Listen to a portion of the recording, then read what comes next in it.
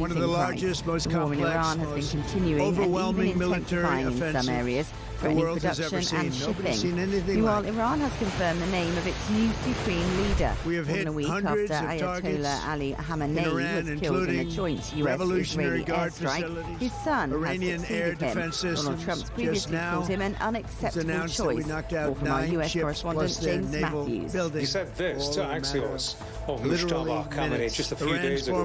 They are wasting their time. Khamenei's son is a lightweight.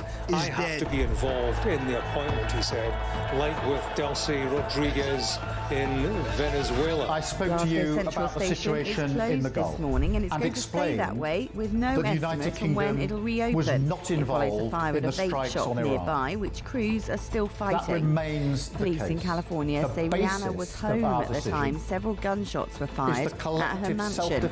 No one was hurt, and a woman has been arrested. In sports, Celtic boss Martin O'Neill says it's not his place to make a judgment on whether crowd trouble affects future allocations in old firm derbies. Fans from both teams clashed on the pitch after their 4-2 win on penalties over rivals Rangers in the Scottish Cup quarter-finals. O'Neill's previously advocated for bigger away crowds. From a distance, I've been saying that the fixture itself would a reform government have allowed US forces to use UK air bases for had lost a bit of its luster because yes is the answer to your question. I would have said to the Americans, please do use our bases. We will be supportive of you on this. There were a series of very loud blasts in the area of Dubai that I'm based in. That's in the Marina area. It's a very touristy area, actually. That's the latest. I'm Laura Safe. Those blasts were the loudest we've heard yet, but equally we are reassured that they are most likely the sound of interception by the UAE's quite sophisticated THAAD interception kit. That is the Terminal High Altitude Area Defence System.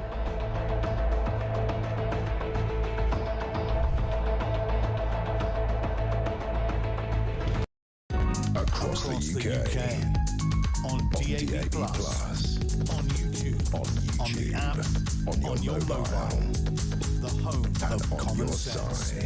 This is Talk. The beating heart of current affairs conversation. The Jeremy Coral Breakfast Show.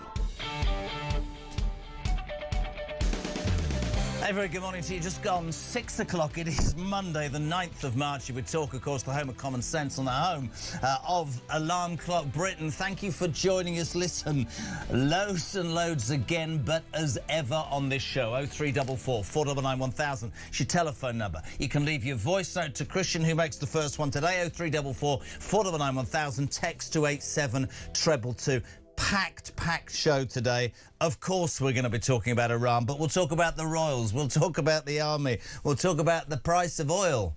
Not good. And we'll talk about how you shouldn't put your flag up because it doesn't go down well. But ladies and gentlemen, let's just start. As I was minding my own business on Saturday, the Donald did it again. I don't know if you saw this or heard it on Truth Social. This is what he put out at about 8 o'clock on Saturday morning.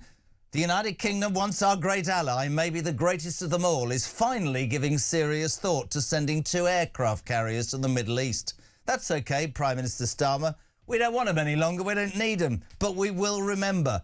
We don't need people that join wars after we've already won. President Donald J. Trump. Now, Poppy Coburn is here. We're going to jump in straight away because she and I actually agree on this massively. Whether or not you feel you should have been in the first wave or you shouldn't, he had a view, Starmer, right?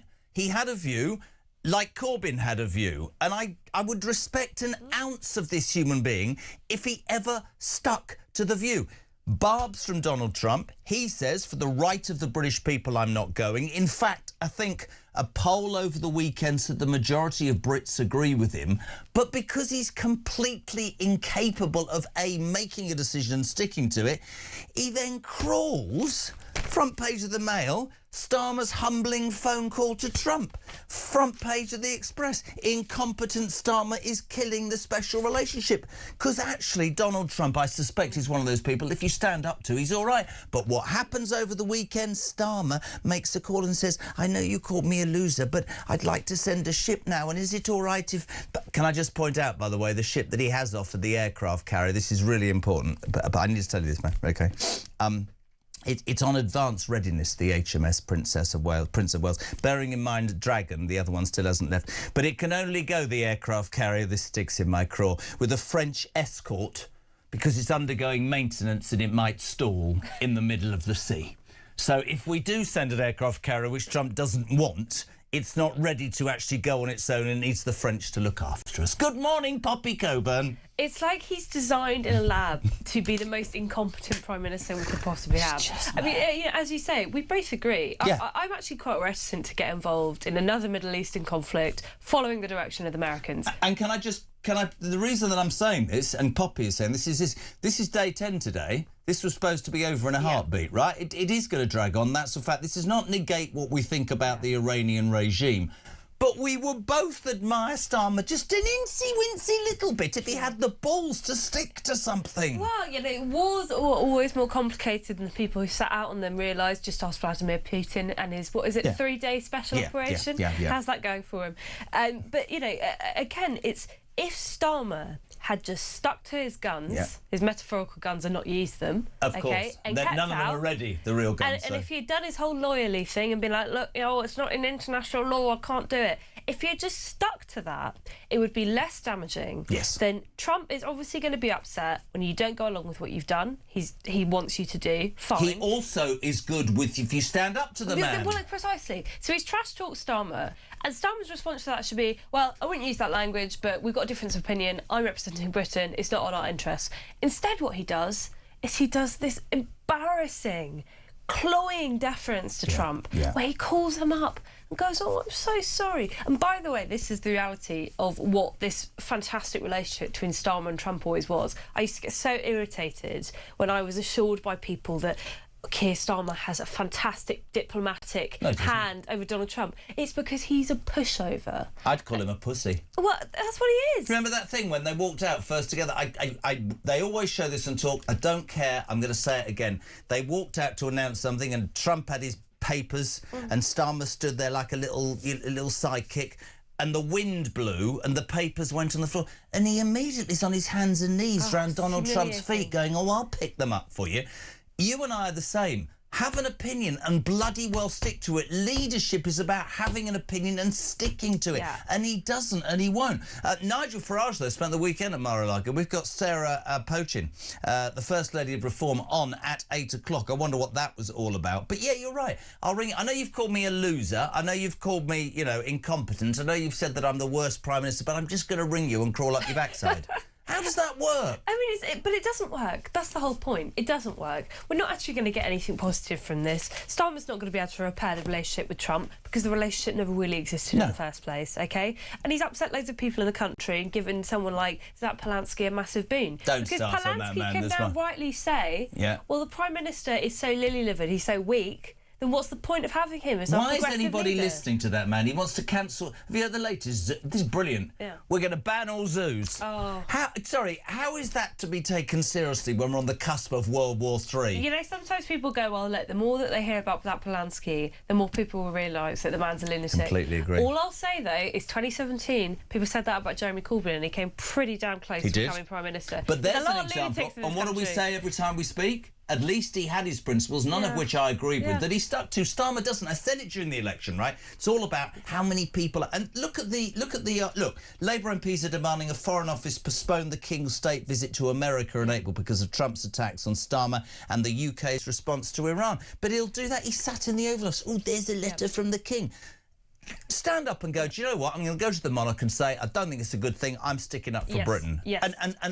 But lily-livered, weak, reactionary, no leadership, just a... Well, but this is precisely the problem of having someone like Starmer as leader. Again, this was promoted as his strength before he was actually in office. It was the idea that unlike other politicians, unlike those nasty right-wing Tory politicians, he won't be confrontational. No. This is a man who works by consensus. But that is not how you govern a country, because it turns out that you have to make difficult decisions. And when you make difficult decisions, one group of people is not going to be very happy. If I was him and Red Ed Miliband had walked in and they'd said, well, we're going to go against you, sod it, I don't care. I'd rather lose the job knowing I'd stuck to my principles, but he doesn't have any principles, he doesn't have any and principles. that's the point. And also, he ends up upsetting everybody. How many U-turns? I mean, we used to have a game, you know, how many U-turns has he done? I think he's on 17. 16, 16 you're or wrong. 17? Oh, OK, well... Bingo call on 16, if you check your numbers. 17, we might have time today. If he has a U-turn, we'll come back to you on Thursday and see if he's done it again. But that's the point. If he just stuck to the stuff he said that unnecessary. The problem is now everyone doesn't trust him when he comes out and says we need to do this policy that you're not going to like, because you go, well, a week later when there's a load of negative press coverage, you're going to go, oh, actually I changed my mind, we're not going to do it after all. I love her, but it's true. And so, you know, we've said before about him, no leadership, and he rules by, it's all about, you know, what a focus group says or what an advisor says. Have some guts. Nobody ever led a nation, right, and didn't upset probably a lot of people most of the time. That's what leadership is about, and I don't care. You said it off air, mate. How did he get to how did he get to be the Director of Public Prosecutions? How did he get to be our Prime Minister? His whole career is baffling to me. I mean, we may as well just have ChatGPT as Prime Minister. You know, you just put in, like, what would you do if Iran was suddenly bombed by the US? Because he has got no direction whatsoever. No. How did he become the DPP? Surely, at least if you're the top lawyer, you're going to have to be able to make decisions properly. What did ruthless. Boris Johnson, not sticking up for him, but I did at the time, how much crap did rain down on his head when he dared to bring up Jimmy Savile in the Commons? They all went, it's outrageous. No, it's true. He was the Director of Public Prosecutions and he missed that. He misses everything. Listen, what are your thoughts this morning? We've nailed our colours. Would Poppy and I, no, don't like the idea of the war, to be honest, but you want a Prime Minister. You want somebody with gumption, with balls to say, this is my position. This guy goes round and round in circles. The latest, of course, is to crawl literally up Trump and go, well, I'm very sorry, I know you think I'm a loser, but I was in a terrible position because, you know, the Cabinet were going to tell me the other thing and Lord Hermer was giving... Oh, shut up. 0344 419 1000, text to 87222. Stephen Cambridge simply says, yay! Poppy. Morning, JK, says Sean in Gloucester. Never before have we been in such desperate need of radical change in our once great country. The Uni Party have dragged us down, ignored our wishes and pillaged us for too long, and it all started with Blair and is now supercharged with this current Labour Party. We need an election. What do you make of the Starmer thing, peeps? What do you think? I thought, right at the weekend, I said this to Christian when we came in, right? You know, Blair came out this weekend. He did. He raised from his coffin. Yeah. Dracula style, yeah. And he is about as popular as a rash. And I would have thought that anybody with gumption would have said to Starmer, this is your perfect opportunity. You've got public opinion on your side. Now is the chance to be prime ministerial. Yeah, no. smack him down. No. Oh, well, Tony's got his opinion and Mandelson's got his... Shut up!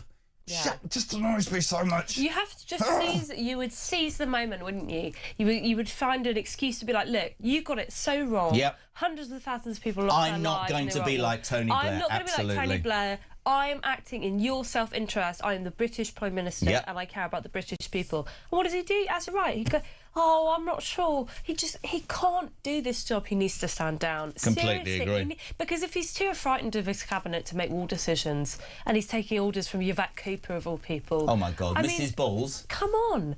You shouldn't be Prime Minister. Otherwise, we don't have rule by committee in this country. No. Got to be able to make a decision when it matters. You have to make those decisions, those snap decisions, because it's actually a national security risk at this point now. Completely agree. If you are waking up, we're on with Till Breakfast. Jeremy Kyle here until 10 o'clock. Poppy is in. You're waking up to the news that Keir Starmer, having said it's all about the British people, I'm not going to join those attacks in Iran, spent Saturday making a humbling 20-minute phone call to Donald saying, I'm terribly sorry for upsetting you. Actually, Farage was in Mar-a-Lago at the weekend. We'll hear from Sarah Pochin. Labour MPs are so incensed by the Donald, they want to cancel the King's trip, but Starmer won't do that. The aircraft carrier that he wants to send and Trump doesn't want, HMS Prince of Wales, is knackered and can only get there with a French escort. It's being towed by the French, is it? Oh, my God. Roger from Wales, our aircraft carriers are probably suffering the same as the rest of Britain, full of potholes. But, ladies and gentlemen, I just want to warn you now, at 6:15 on Monday, the 9th of March, I'm about to read you a story that, quite simply, wherever you are, if you are not the first to respond, there's something wrong with you. I want to see Mark's face and Poppy's. Army chiefs, whilst the world is teetering on the edge of World War III, announced at the weekend that they're launching a review. I can't read this. Are you sure? Into whether male soldiers can wear makeup in combat. All serving soldiers have been asked whether they thought men could apply cosmetics and wear their hair like women. The gender-free changes could see men wearing makeup with long hair or hair extensions, painted nails and earrings. It'll be like something out of bloody Pirates of the Caribbean. What is wrong with us? I'm sorry. This is design. Christian does this, so I'm going to have a heart attack one of these days. We're having a review into men wearing makeup whilst the world is teetering on the edge of World War III. Look, this is going to be a really good thing if we did go to war with Iran, because I'm pretty sure they use kohl eyeliner over there. So at least it's culturally sensitive if we were going to war. You know, there you go. What about a burqa for camouflage? There's all sorts of things, you know. Yeah, we'll frighten them by showing a bit of leg, of course, the men. I mean, what? Seriously? This is a true story. It doesn't surprise me. The Army, the Navy, they are so infiltrated by this kind of public sector, ridiculous time-wasting exercises. They're actually worse than the civil service, seriously. A friend of mine who used to work at the Telegraph, Stephen Edgington, he has done reporting on what's happening within the armed forces, and he's like, every other week they're forcing our soldiers, who are supposed to be our defence killing machines, into why you should wear stockings to work and why you should get highlights in your hair. I'm sorry. It's just crazy. So can we go back? Sorry, can we go... This is the Army. You know, we talk on this show about the BBC and we talk about the civil service. The British Army, whilst we're on the cusp of this world going down the Kazi, are literally launching an interview where the male soldiers can wear makeup. What do you do with that on a national radio show? What are you supposed to say? It's also, there's something a little bit... I'm getting it was International Women's Day yesterday. It's a little bit sexist, isn't it? Like, what women, they want to dress like women, so what they want to wear, their little curly earrings and put a little bit of makeup on. Don't shoot me! Like, what? What is this? What's that supposed to be about? Surely we don't expect women to wear makeup and earrings and have their hair primped and prom when they're going to go fight for our country. So why are men doing it as well? Grandad is dead, so you can't sue him. You say, join the Army, be a man, join the Navy, feel a man. But that's another story altogether. 617 0344 499 1000. Morning, Bo. The longer half-wit Keir, says Mark, is here, the more I think he'll never quit. And well, over years of this complete bloody nonsense. Mark in Croydon. Morning to Bern Rumsey. Morning, JK and the gorgeous Poppy. Well, Starmer has U-turned again, ringing the Don. What has he gained? We're running out of oil and gas. So can you help me, Mr Trump? Yeah, sure, price has gone up. Great show. JK and Pops, Sakir is vanilla, the most boring flavour of the lot, says Roger in Hounslow. Let's talk about oil and gas. I mean, that's the other thing.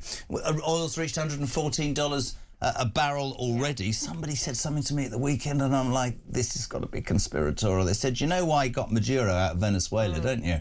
And got the oil of Venezuela because he knew what was coming. This is going to screw the Brits, isn't it? It is, massively. I mean, America is completely energy independent at the moment. It's producing an incredible amount of shale gas oil. We are... What's wrong now? You can only serve petrol in a wig and makeup. I have to laugh because otherwise I'm going to cry. I mean, last week we had the spring statement, right, where we have Rachel Reeves being like, we've got fantastic growth figures. She's doing that voice again. Sorry, they've all got the same awful nasal voice, haven't they? Yeah, all I need to do is pretend my hair's in that awful bob as well. You know, here Richard we go. III-esque. Yeah. You know, we've got great growth figures. By the way, these fantastic growth figures were about 1% every year, but that's what's apparently passes for fantastic nowadays. Well, we're not going to have that anymore. No. So we're going to have to downgrade it because it turns out we've had one of the worst energy price shocks we've had since the Ukraine war. And we all remember what happened when the last time we had an energy price shock. It certainly helped bring down Liz Truss, amongst other things. That could be a good thing, that we go completely bankrupt and actually that gets rid of him. And one of the reasons I'm so frustrated about this is that Ed Miliband and his defenders will now come out and say, well, this is precisely why we shouldn't be reliant on fossil fuels. This is precisely why we should have a net zero economy. And what I would say to those people is, if we were allowed to frack, if we were allowed to take our North Sea oil, frack. I'm so sorry. Early morning. Clear your ears out. Christ alive, what a start. If we were allowed to do fracking, like the Americans do, if we were allowed to take the oil from the North Sea, then we would not be in this bad situation. You see, basically, you're young, much younger than me, right? Here's my thing. If you said to me, you're skint, really skint, but yet in your house you've got something that if you sold, you wouldn't be skint anymore, I'd bloody sell it. Yeah. Somebody said to me it's going to upset the friends of the earth. I don't give a toss. And as for people nearby, well, supplement their gas and give them free bills. I don't understand the incompetence of saying we've got this, sorry to be Donald-esque, liquid gold under the sea, but we're not going to use it. It is not fair to tell the British taxpayer that you've got to pay up more yet again because you're paying for a policy that you have never supported and you have never asked for. That is what I find so frustrating. I actually, you know, I would like to see Britain have clean energy, but clean energy that works. Let's have nuclear. Let's do those small modular nuclear reactors. Fine, let's start building. Should have done it in 2010. We should have done it 20 years ago.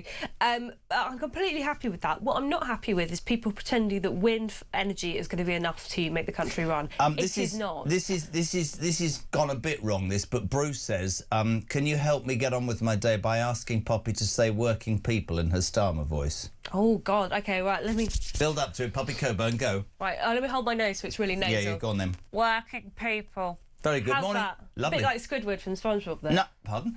Morning, Cindy. Hi, Jeremy. This is Cindy in Michigan.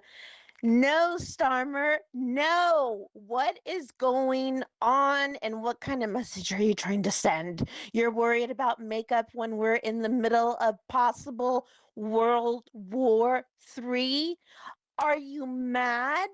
What is happening? I completely agree. She's an America listening. 6:21. What do you make of this madness? We've had a prime minister who says, I'm not going to war. Fine. But then I'm going to crawl up Donald Trump's backside. Weird. I've got an aircraft carrier, which Donald Trump doesn't want, but it's too knackered to send, so I've got the French to think. And by the way, while all of this is going on, the army chiefs are working out whether you can wear makeup. Stephen Lincoln says, JK, great show as ever. It ain't half hot, Mum, comes to mind. What a load of old crap. They will be skipping to war hand in hand next. What's happened? Jeremy, Army, Navy, Police, we just need one more and then you can play the song YMCA, says Linda.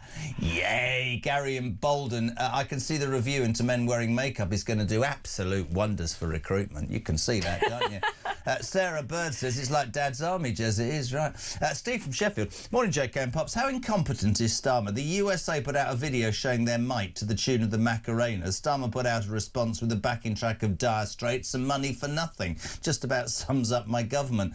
Another Steve says, morning, Poppy, morning, Jez. Just being honest, I fear for this country in around 20 years' time, if it carries on the same as it is. These ideologically brainwashed 20-somethings will be in charge one day. Can you imagine the hell? Well, you're an ideologist. All I'll say, I'm an ideologically brainwashed 20-something, but in the right way. So don't worry. But some of us. You would worry. You would worry if you look about it. I speak do worry to my about the polling. Yeah. The bloody students. They're like, I don't understand the concept of half of it. To be fair, what I would say is, for my generation, they've had a really rough time of it, and I think they've been turned off of mainstream politics. And when they hear someone like Zach Polanski promise them the world, because they've seen the impossible happen. Yep. You know, the first... Yeah, I agree with it's that. really important. The first thing that happens when you become an adult, it politically sticks in your mind. For a lot of people, it's the fall of the Berlin Wall. It means they're optimistic about the future. For some people, it was 2008. It makes them kind of a bit more negative. For us, it was the COVID pandemic, which taught us that all the rules could be suspended and we could spend as much money as you possibly want if the government suddenly decides it's OK. I get you. That is why I think so many young people are falling for Polanski. That's my thing. But we need to call Polanski out. It's a nut job. Adrian, good morning. Morning, Jeremy. Morning, Poppy. It's Adrian from East Sussex. I find myself disagreeing with both of you this morning, which is fairly rare. With regard to Starmer and not wanting to get involved in this conflict with Iran, this is not Iraq. This is a very short-term, air only, no troops on the ground, letting the local people to get on with it, just providing the high-level support. So I don't see there's a problem, especially when Starmer himself is already dated, MI5 or military intelligence as well, have stopped at least 20 terrorist events, all sponsored by Iran, just this year. Adrian, I'm not disagreeing. I think the Ayatollah Khomeini and his son and the regime is disgusting. They've sponsored that. I'm not saying. What I'm saying to you is, Well, I'll be honest with you, right?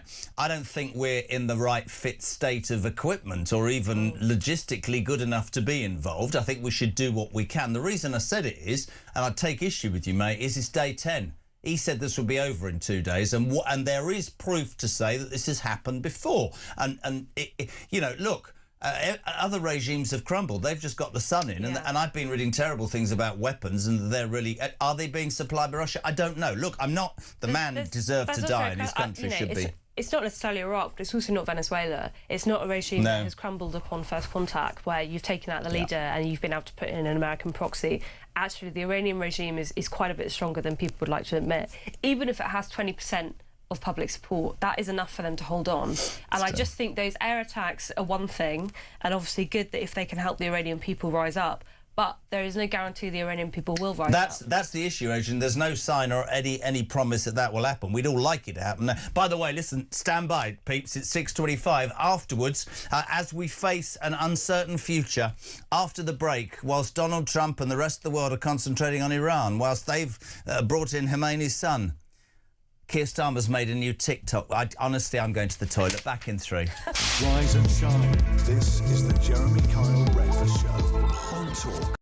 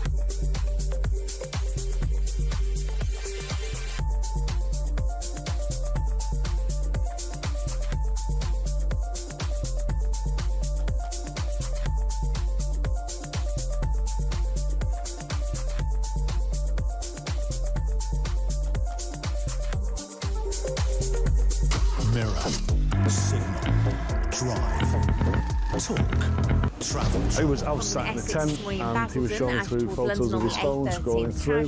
This was barbaric, horrific stuff. Blokes going through walls in vehicles and then jumping out and shooting at them. His WhatsApp picture was him with a mask on, with a gun like that. You're in a tent with this guy. I'm in a tent with this guy, and actually he's just showing me this stuff. I'm just thinking, this is not the kind of bloke you want to be coming to the UK. South Junction at 11A, Gloucester and Cirencester. I'm Louisa Gale, that's the latest.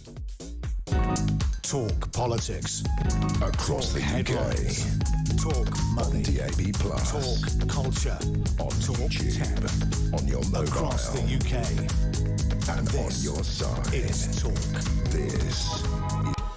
Welcome back, 6:28. It's Monday, the 9th of March. You're very welcome. This is Talk Breakfast. It's the home of common sense and the home of Alarm Clock Brits. We want to hear from you. 0344 499 1000. Starmer, having stood up to Trump, has now backed down and has made a humbling phone call. He doesn't want our ships. He's not bleeding interested. Labour are up in arms. Cancel the King's visit. The Donald's a complete disgrace. And while all of this is going on, ladies and gentlemen, as World War III is teetering, the army have launched a review into whether male soldiers can wear makeup. I'm not joking. All serving soldiers have been asked by email whether they think men can apply cosmetics and wear their hair like women. The gender-free changes could see some men in combat wearing makeup with long hair and hair extensions, painted nails and earrings. The United Kingdom in 2026. Morning, Liam. Morning, Jez. Liam in Yorkshire.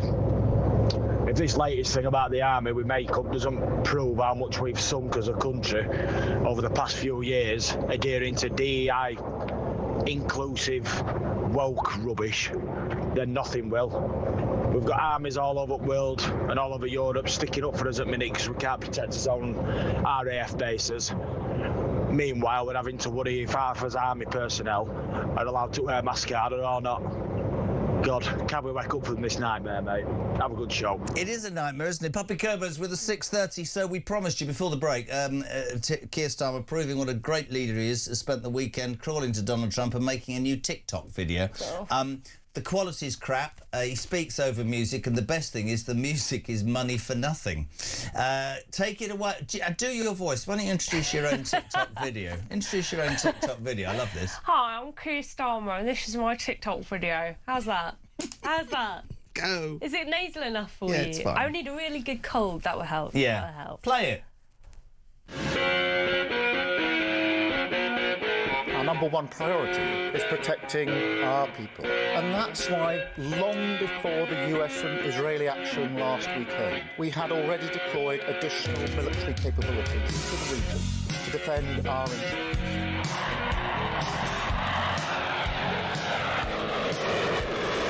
You. Seriously? So that, right, just strip that back apart from the appalling. I mean, honestly, that makes our creative ability here sound really good. You know, ring Rob, call Layla, or whatever. I don't know, call Karim. To me, that, again, if you strip that back from the aesthetics and all that, is him backtracking again, saying, before that, we already had ships, No, you didn't. You weren't prepared at all. The fleet was building up in the Gulf, and you did absolutely nothing. That sums him up to me, you see. It's always too little, too bleeding late. In the same way that I think Starmer's been designed in a lab to be the worst Prime Minister ever, I think his comms team are all taking the mickey out of him. I assume that they are producing this like awful content as a way to mock him, because there is no worse example of how awful Keir Starmer sounds than, you know, you've got your music video where you've got your fighter jets flying off, and then you have Keir Starmer with his very nasal voice and the kind of droning on at you. I love this. Poppy Jezza, we're getting it right here. Breaking news, the Ayatollah Khomeini's son has just been promoted, chosen to be the new leader. He's been refused, it seems, by life assurance companies all over the world today. So that's some breaking news. George is in Leicester, which is very brave. Morning, Jez. Maybe that French escort could show Starmer a bit of leg. That'll get him excited. You see what I was... No, I don't think it will. I'll be sued. I don't think, George, I don't think a bit of... This is the French ship that's escorting the British ship, because we're so crap we need the French to escort us now. Keir Starmer and a French escort. Should we just have a moment on the... God. Oh, I was about to make a joke, but I'm not going to do it. you know when you've got a little bit of sick in your throat, you really need to get on. Tony from London. Pops and a 6-year-old sidekick. Oh, here we go. Oh. Empires had emperors, kingdoms had king. And as a country, we've got the... Yes, I agree, Tony in London, or Antonia. Hello, soldiers wearing makeup. Bill's lost it. Soldiers wearing makeup. FFS, this government is just one big carry-on film. Kenneth Williams plays Starmer, Sid James plays Lammy, and Hattiesburg Jakes plays Emily Thornberry. It's unbelievable. I'm losing the plot. 0344 499 1000 for your voice notes or your calls. 87222 for your texts. Yesterday, Yvette Cooper, Mrs. Balls, he was obviously at home cooking the Sunday lunch. How many times have I seen that online? Mrs. Cooper, Yvette Cooper, the Foreign Secretary, says that he is her boss, Starmer, acting in the UK's best interest. Here we go. Oof. The US president has the responsibility to do what he thinks is right in the US national interest. The UK Prime Minister has the responsibility to do what he thinks is right in the UK's national interest. That means sometimes we will disagree.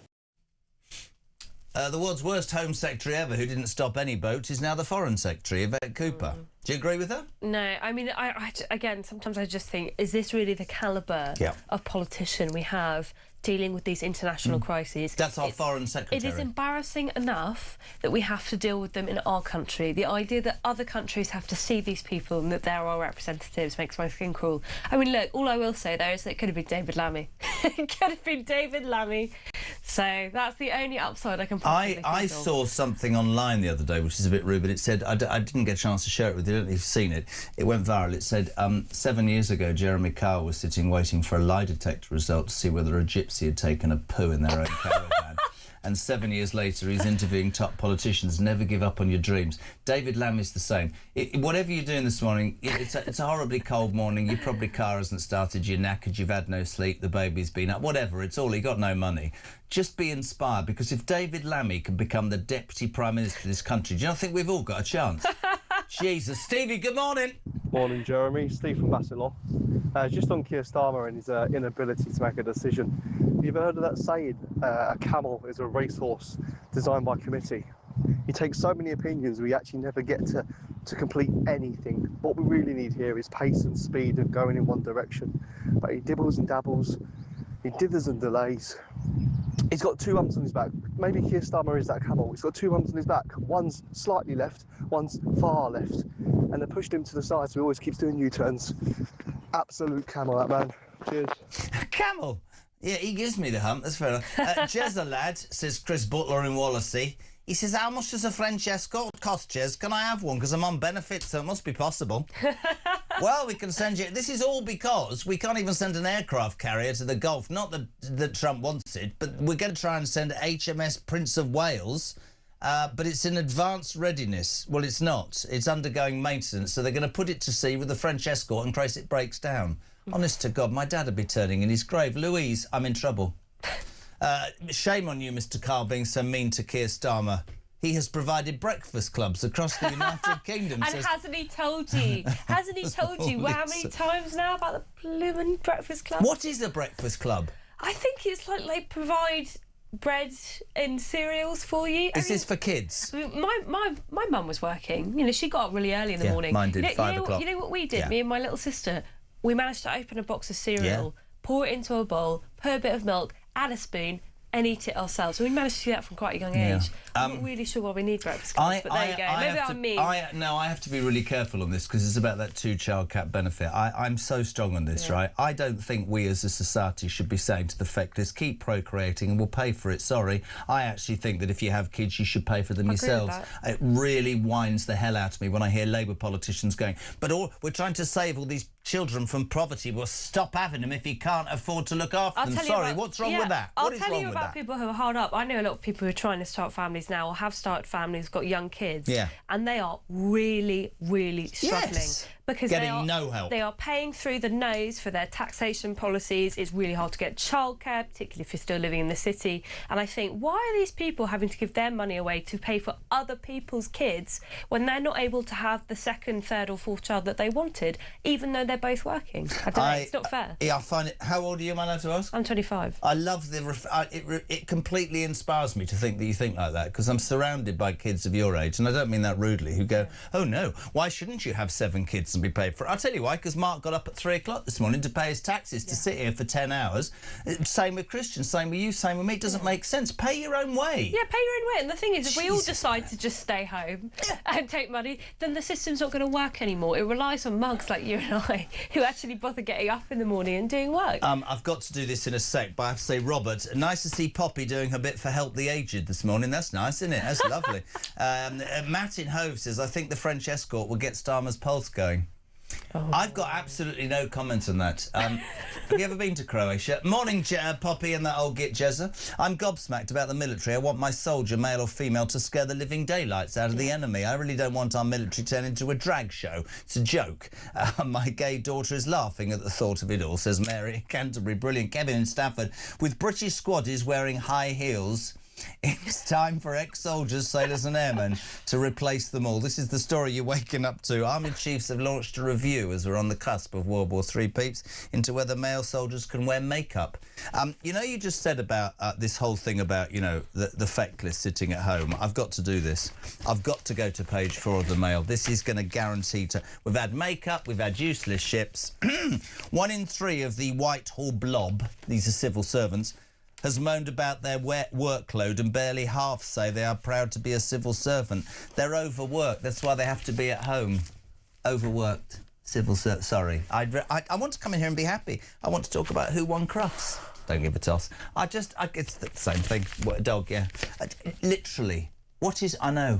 I've told you before the story of having the worst flatmate I've ever had, and it was entirely because of her boyfriend, who we all thought was homeless. Turned out he was a civil servant, and he just never came into work. So what I would do is I'd come down in the morning, I'd put my shoes on, get my bag ready to rush into the office, and I'd look round and see the living room, and there he was, with his feet up on the sofa, watching television, with a nice cup of tea, clearly in no rush to get anywhere. And it was because he was a civil servant. So, yeah, I'm sorry, overworked. I've yet to meet an overworked civil servant. I'm sure they do exist.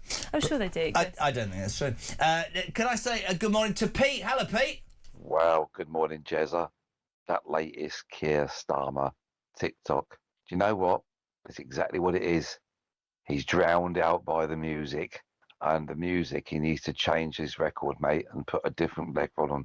I would have really thought that over the weekend he'd have sat down after lunch and written out his resignation. But clearly, he's still that arrogant that he thinks he can hold on to power in his country. Well, he needs to go. His government need to go, and the sooner, the better. Have a nice day, Jez. Yeah, I'm going to have a lovely day. 20 to 70344 499 1000 in reaction to this morning's news. And I have to say that Sean's got it right. He said, didn't Keith Stalin not so long ago say that we're on a war footing? In heels. 0344 499 1000 back in 3 with Kinsey Schofield live from LA. The University of Common Sense. This is Talk.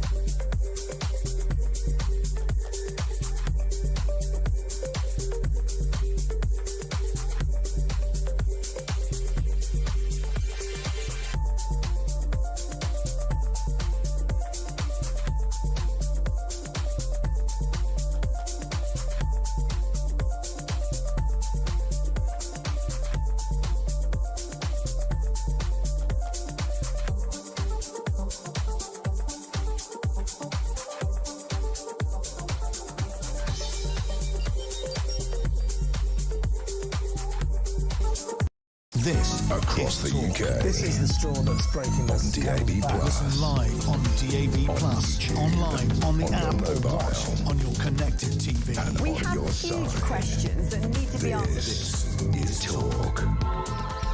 You are. Oh, you get your friends to rely on it. We're back on it. It's 19 minutes 7. Could you just tell us what you did off air? This is brilliant, Bobby Kerban. What did you call the new British Army after this review about makeup? Not Dad's Army, it's Drag's Army.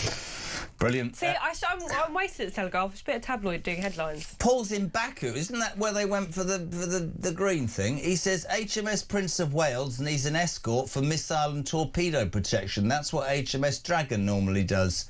Oh, I see. So one ship would go with another one to look after it, but that one can't go. I heard a story at the weekend. In fact, I might as well throw it out there. I was going to save it. You know the Army Chiefs are launching a review? I read the other day that the main reason that HMS Dragon Your Feet still hasn't left Portsmouth, do you want to know what it is? You know this, don't you? The union stipulated...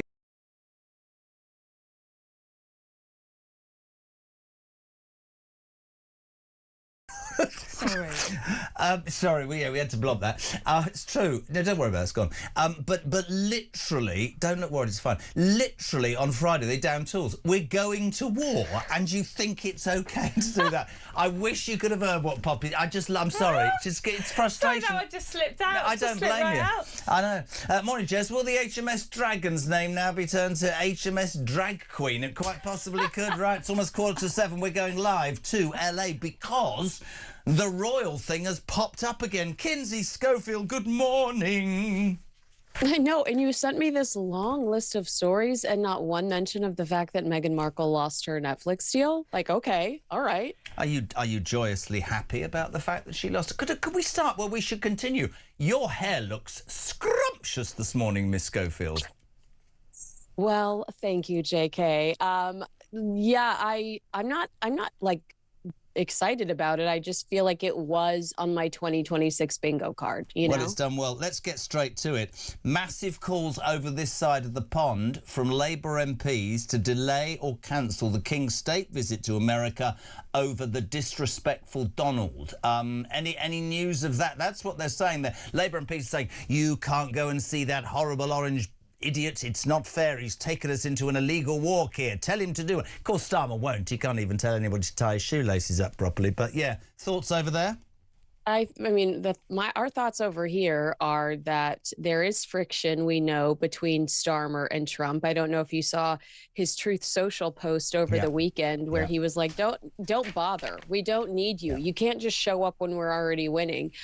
So I think that King Charles is Britain's secret weapon here when it comes to maintaining relationships between our two countries.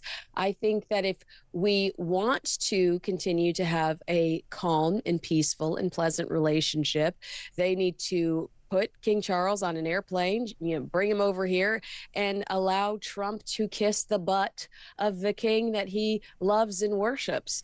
Trump has loved the British royal family since he was a child. His mother had a scrapbook of Princess Elizabeth and Princess Margaret that she built as a child.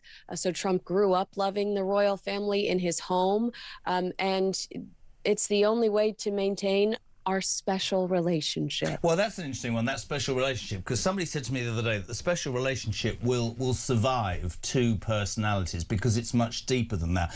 I was utterly appalled, actually, because you know me, I'm a monarchist. The constitutional monarchy means that you don't get involved. And I remember when Starmer went to the Oval Office and kowtowed and had his letter, oh, come over here, I thought, oh, my God. And it's the same as this. The king shouldn't be involved in this. The fact of the matter is, politically, these two are worlds apart. And you're right about the Truth Social thing. He said the United Kingdom, I'm not going to do the accent, once our great ally, maybe the greatest of them all, is finally giving serious thought to sending 2 aircraft carriers to the Middle East. That's OK, Prime Minister Starmer. We don't need them any longer, but we will remember. That tells me everything. We don't need people that join wars after we've already won them. But the truth is he hasn't already won them. But, yeah, the king risks being dragged into this. But we need to talk about the other thing that you just brought up. Firstly, Meghan Markle has...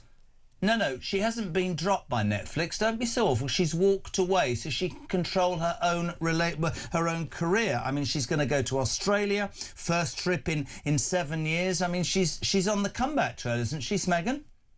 I mean, well, good luck in Australia. It's my understanding that this is primarily a commercial venture. Yes, they'll pop in and see a charity or two because... Yeah.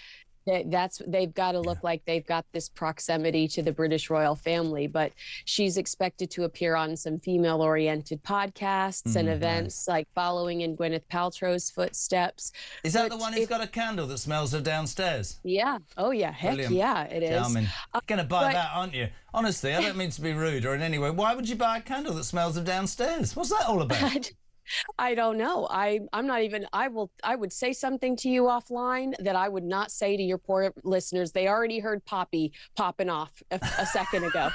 So, I will keep it to myself. But what I will say is their popularity in Australia, I think they've misjudged this because in 2018, they did have a great response. The reaction was incredible. And it was the catalyst for Harry and Meghan making demands for the first time as working members of the royal family and insisting that they needed to step out of William and Catherine's shadow. But as of late 2025, their popularity in Australia, all-time low. So I think a lot of people are going to react like with a little bit of morbid curiosity, sure, but mostly they're going to be like, what the heck are they doing here? I've got to be really honest, though. I was joking. I completely agree with you. And I'm going to read how stuck up and deranged this woman is. Meghan Markle has decided to cut ties with Netflix. No, you got fired. And this is her reason. After fearing that her jam brand was being held back by the channel. Imagine creating jam and going, oh, one of the biggest streamers in the world, Netflix, you're holding back my raspberry conserve. You really are, you horrible people. Ridiculous. Jesus. Yeah, it's being described here, this brand severance, these two parting ways as the kiss of death. saying, like, one expert here was talking about how it's just that nobody's going to trust working with her anymore because it's not just Netflix, it's Spotify. They referred to it as repeated breakdowns and how it leaves a repulsive scent in Hollywood. She carries a scent of high maintenance, disappointment, and that is a rat poison when executives are already gun shy, he said. So, no, I Does don't anybody think... like her, Kins? Does anybody get on with her, apart from her long-suffering ginger husband? I was going to say, I bet Harry does. I think her children probably are enamored by her. I'm sure she's a really great mom. But other than that, I don't know who truly likes this person. Let's move it on to the continuing fallout from Epstein. Over the weekend, couple more stories. Andrew pictured with a young woman on his lap. It's being called, was it Ironville? Operation Ironville over here, the investigation into him.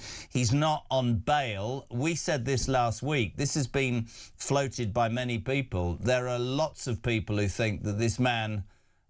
this is going to get worse and worse, and he's actually, you know, I mean, Andrew Lodi said the other day he's on suicide watch, in effect, because this guy, he can't even go out the front door to ride a horse. But as more and more comes out, you just wonder, I'm sorry I go back there whenever we discuss it, you're telling me that the royal family didn't know the extent of this. It's beyond me. I think it is the most catastrophic time that this monarchy has ever faced. I really do.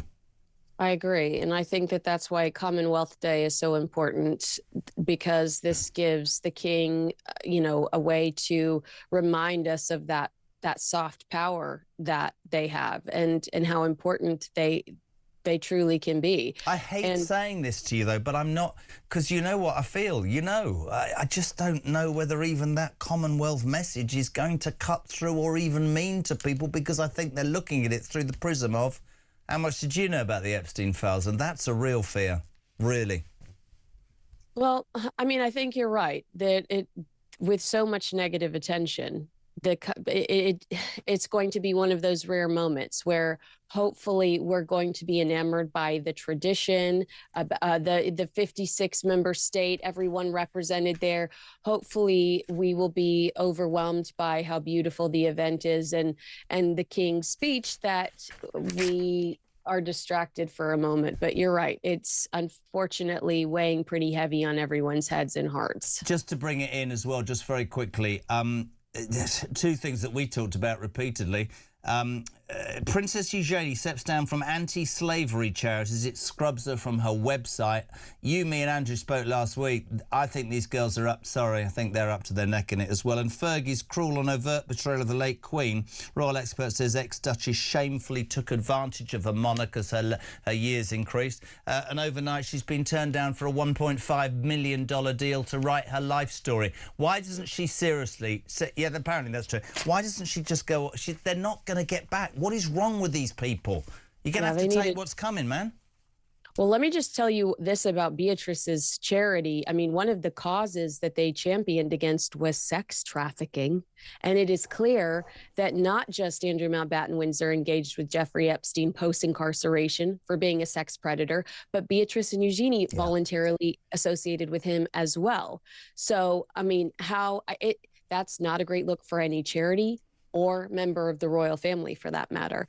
But yeah, Fergie, take a chill pill. I mean, my goodness, find a friend, just plant yourself in the guest room or the guest house or the casita or whatever you need to do for a few weeks and lay low. It's not going to happen. I mean, she's not like that, and it's just going to come back and bite them. I mean, the girls apparently still blindsided by the cancellation of their invite to Royal Ascot, but I'm so with you. I think they are up to their necks in it, and just a story that will not go away. I love your hair, and I love speaking to you early morning, and thank you so much. Poppy, do you think you could try saying goodbye without swearing? Poor old Pop. No, it doesn't matter, though, because I am your biggest fan, and do not fret about things like that, and I'll take anybody ahead and think you're the best thing ever to happen to this show. Kins, you are also brilliant. Thank you very much indeed. Kinsey Schofield, live from LA. We're going to an ad break. We're going to an ad break? We are. Back in 3. Keep your calls coming. 0344 499 1000. It's Talk Breakfast. New dawn, new day. The Jeremy Kyle Breakfast Show on Talk.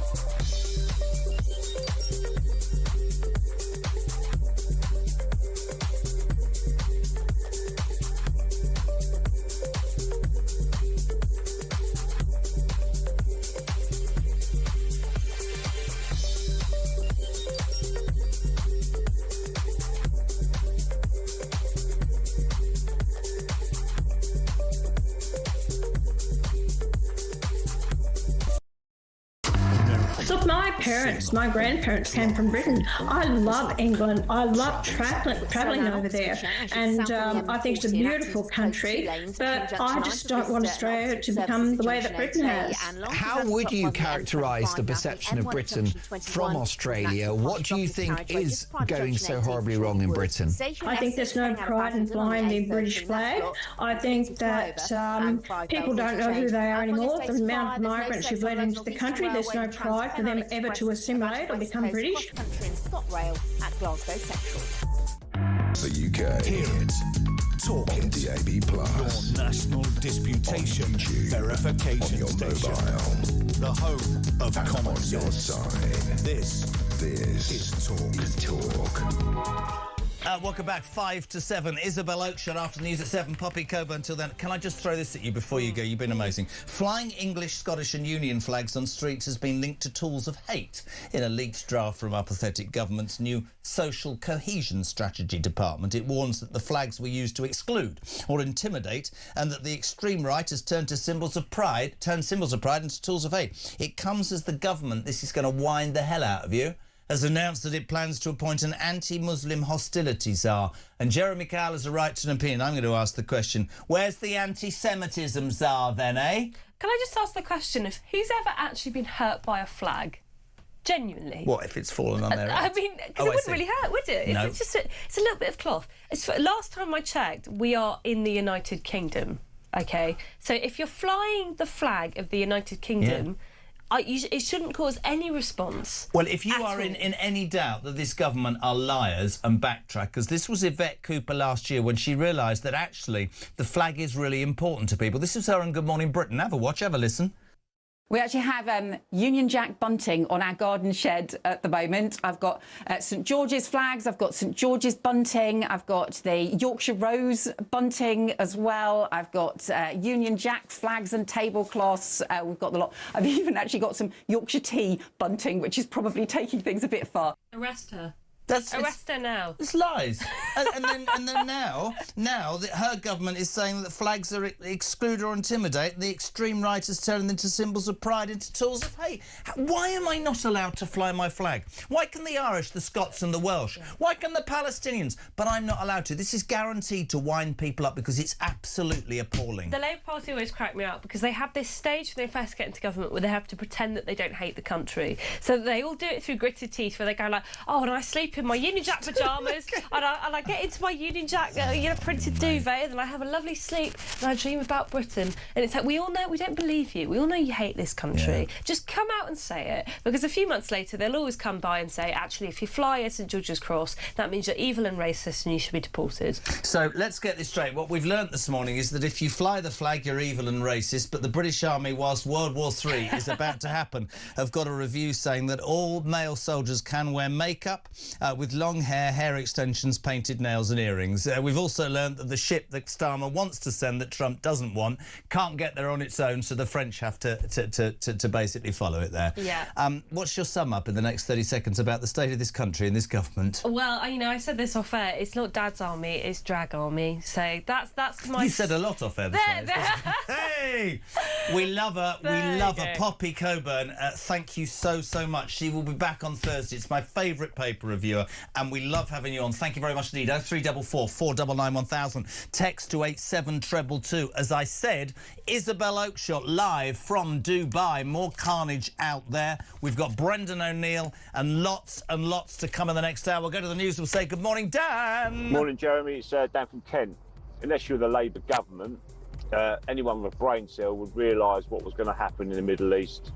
Just the sheer amount of military hardware that Donald Trump's put into the area, you could see what was going to happen. So any competent government would have ensured that we had our own military assets in the area to protect our territories, ensured that we had enough gas to tops up and oil. Oh no, not this government. They just stick their head in the sand, fingers crossed, and hope everything was going to be all right. And as it comes to military wearing makeup, the only makeup anyone in the military should be wearing is cam cream.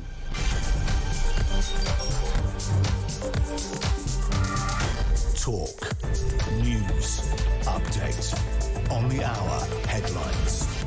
Good morning. Iran's announced that Over the Mujtaba past Khamenei, 36 the son hours, of the late Supreme the Leader, United has States become and its his partners successor. have The 56-year-old launched cleric is Operation believed to be Epic just Fury, as hardline one of as the his largest, father, most and complex, closely linked most to the Revolutionary overwhelming Guard. military For Ross Harrison, a offensive senior the fellow world at has the ever Middle East seen. Nobody's Institute, seen says anything it's like still it. unclear what he'll do in power. We really don't We have know hit hundreds whether of he will targets follow the policies of his in father, Iran, and including will be sort of an extension of the Revolutionary past, Guard or whether he will facilities, strike out the Iranian new air threat. So I'd be defense careful systems. about Just now, characterizing him it's as a announced that we continuity knocked out candidate. 9 ships Meanwhile, plus the price their of oil naval has climbed building, above all in a matter $114 of a barrel. literally That's about minutes. £85 Iran's formerly because of the Supreme war with Leader, Iran. Ayatollah Dominic O'Connell, Times Khamenei, Radio's business correspondent, is dead. says there was a major shock a little earlier. We had the largest one-day price increase in oil prices ever.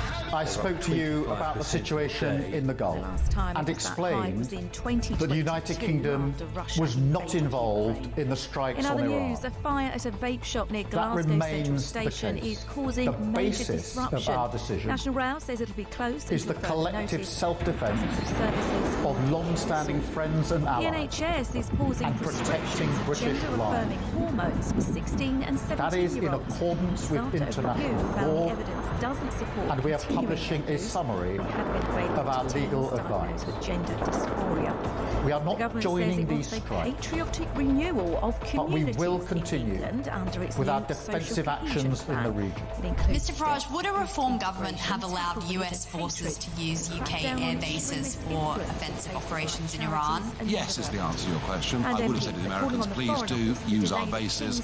We will be supportive of you on this. There were a series of very loud blasts in the area of Dubai that I'm based in. That's in the Marina area. It's a very touristy area, actually. That's the latest. I'm Emma Smith.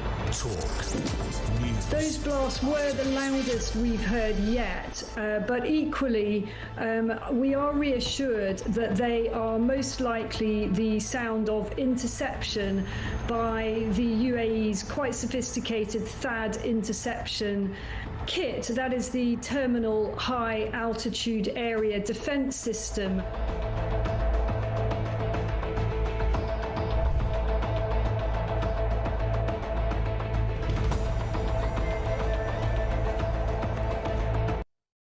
Across the UK. On DAB+. On YouTube. On the app. On your mobile. The home of common sense.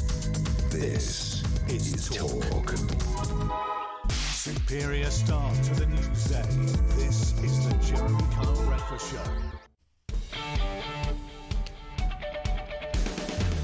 Welcome back, or welcome. It's just gone 7 o'clock. It is Monday, the 9th of March, and you would talk, of course, the home of common sense and the home of Alarm Clock Brits. And you are waking up to yet more madness. If you'd like to get involved, by the way, we'd love to hear from you. You can get your voice notes and your live calls in now. 0344 499 1000 and your text to 87222. I want to take a breath and just explain how low we've sunk. Whether or not you agree with what's happening in Iraq and whether we should or should not have been involved, the thing about Starmer that seems to infuriate so many people is on the front of every single newspaper, front of the Express, incompetent Starmer is killing the special relationship. It's on the front of the Mail. Starmer's humbling phone call to Trump. He stuck his neck up and he said, I'm not getting involved. And actually a survey over the weekend said that a majority of British people agree with that. What they don't agree with is then him going back to Trump and saying, oh, I'm very sorry I've upset you and all that. It's just painful to watch. We've got Labour MPs saying Trump's such an whatever that you should cancel the King's visit. The royal family are getting involved. We heard as well, do you remember last week the whole HMS dragging its feet, the boat that can't leave Portsmouth? Couple of insights for you. This is great. One of the reasons that's not ready is the union rules at the dockyard in Portsmouth mean that they can only work Monday to Friday from 9 till 5. So whether or not there's a war coming, we've got to give people the weekend off and we can't get the ship ready. But over the weekend, Donald said, don't bother sending your aircraft carrier, we don't need it. But anyway, Starmer's pushing ahead and he's decided to send HMS Prince of Wales. It's been placed on advanced readiness, but here's a sad fact. It can only get there with a French escort because basically it needs to be protected against missile and torpedoes. And because HMS Dragon can't go with it because it's not ready, it's a bit of a sitting duck. So in all of that, we came in this morning, we thought, well, that's not great news, and then we heard the story that beats all story, ladies and gentlemen. This is absolutely, genuinely true, and I welcome you to Monday with this. Whilst the whilst the world is teetering on the edge of a world war, British Army chiefs have been busy launching a review into whether male soldiers can wear makeup during I'm not joking. All serving soldiers have been asked whether they think men should apply cosmetics and wear hair like the women. The gender-free changes to our armed forces could see men wearing makeup with long hair or blonde hair extensions, painted nails and earrings. Honestly, sometimes I'm trying really, really hard, but that is what this government is doing whilst this world is on its backside. Morning, Sean. Morning, Jeremy. Sean from Grimsby. As the world burnt last week and we figured out we can't send any ships to defend our men in Cyprus, what's the MOD doing? Sending out a survey to see if soldiers should be able to wear makeup. You know, priorities, mate. And no wonder everyone's leaving and no one wants to join and nobody would fight. Anyway, Jeremy, great show. Keep it up. What a happy Monday. Let's go live to Dubai. So delighted to have her on Talks International editor, Isabel Oakeshott. Good morning. Good morning. Got your makeup and your hair extensions ready? You could join the British Army. Honestly, I've reached the end of my tether, mate. I've always got both of those ready, so, you know, I'm fully qualified. What do you make of that when we're in the middle? I mean, honestly, let's start with that. We can talk about Starmer in a minute. I mean, this is not made up. The boat isn't ready because unions say you can't work past 5 o'clock on a Friday, so HMS dragging your feet still in Portsmouth, right? And now we discover that, as that caller said, in the midst of everything, Isabel, our army's launching a review whether men can wear makeup whilst fighting for our country. I give up.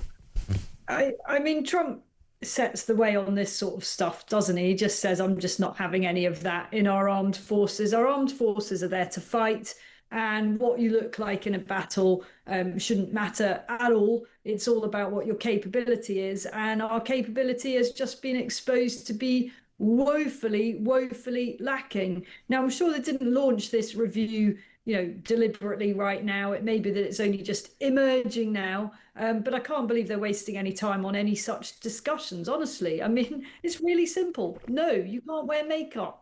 No, and can we concentrate? I mean, let's talk about the weekend, because Donald Trump, you know, in true Donald Trump style, and I've said before, I don't agree with everything, and there are people in this country, in fact, a majority, who don't think he was right to say don't join the initial strikes, but the man is just incapable of sticking to anything. Donald Trump put out, the UK, our once great ally, maybe the greatest of them all, is finally giving serious thought to sending 2 aircraft carriers to the Middle East. That's OK, Prime Minister Starmer, we don't need them any longer, but we will remember, we don't need people that join wars after we've already won. Now, if I was Starmer, Isabel, right, and I had a different view to Trump, leadership is about sticking to your guns, excuse the pun, not him.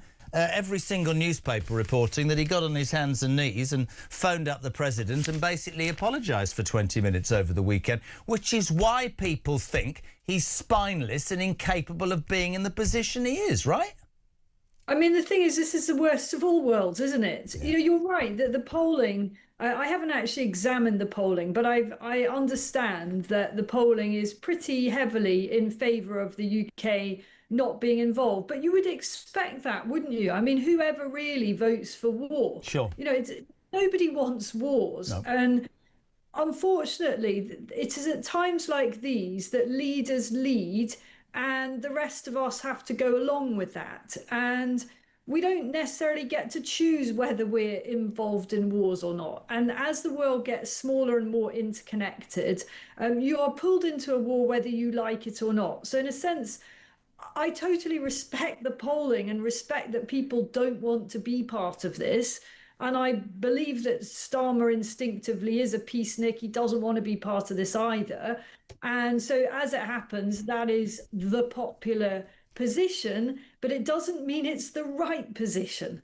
It's interesting for me, because I think what's caused over the weekend that poll, and I can only give you my opinion, is that Donald Trump said everybody assumed it would be like Venezuela. No, it's not going to be. It's day 10, and this is going to drag on, and other people are going to be drawn in. But I'm with you. I think we should have stood shoulder to shoulder with America. But here's the really interesting thing. My point today is, Starmer doesn't get anything right. stick up for what you believe in. He had a great opportunity. You're a political animal. He had a great opportunity this weekend with his comms team when Tony Blair came out and said, you should.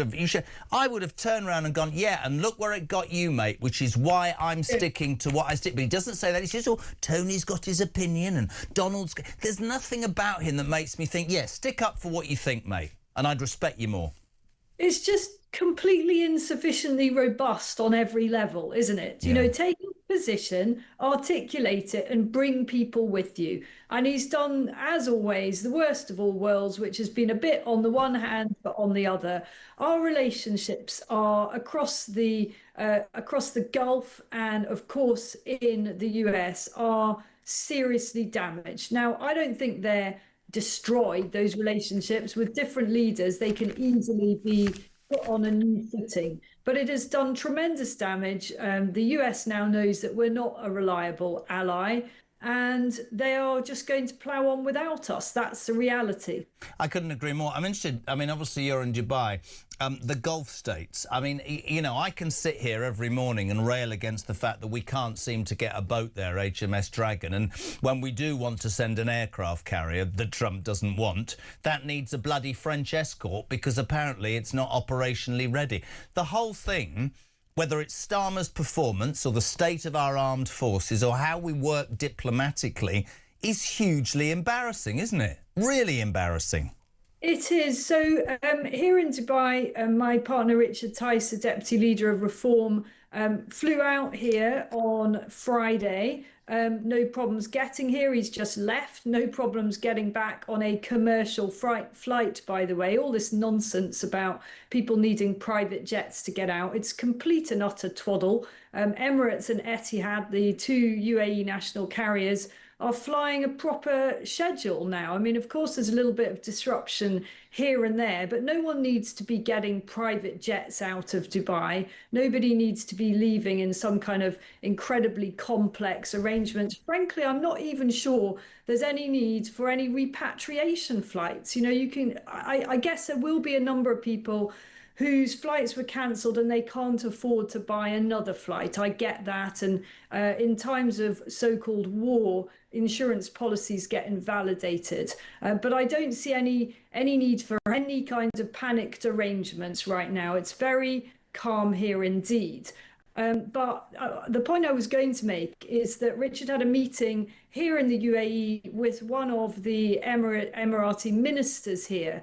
And, you know, she didn't hold back. It wasn't privately. I mean, I think she would be very happy for us to say, you know, that they are deeply dismayed by the fall of the United Kingdom and our place in the world and the lack of leadership shown. I couldn't agree more. I keep coming back to, I don't have to agree with your politics, but I want a leader to lead.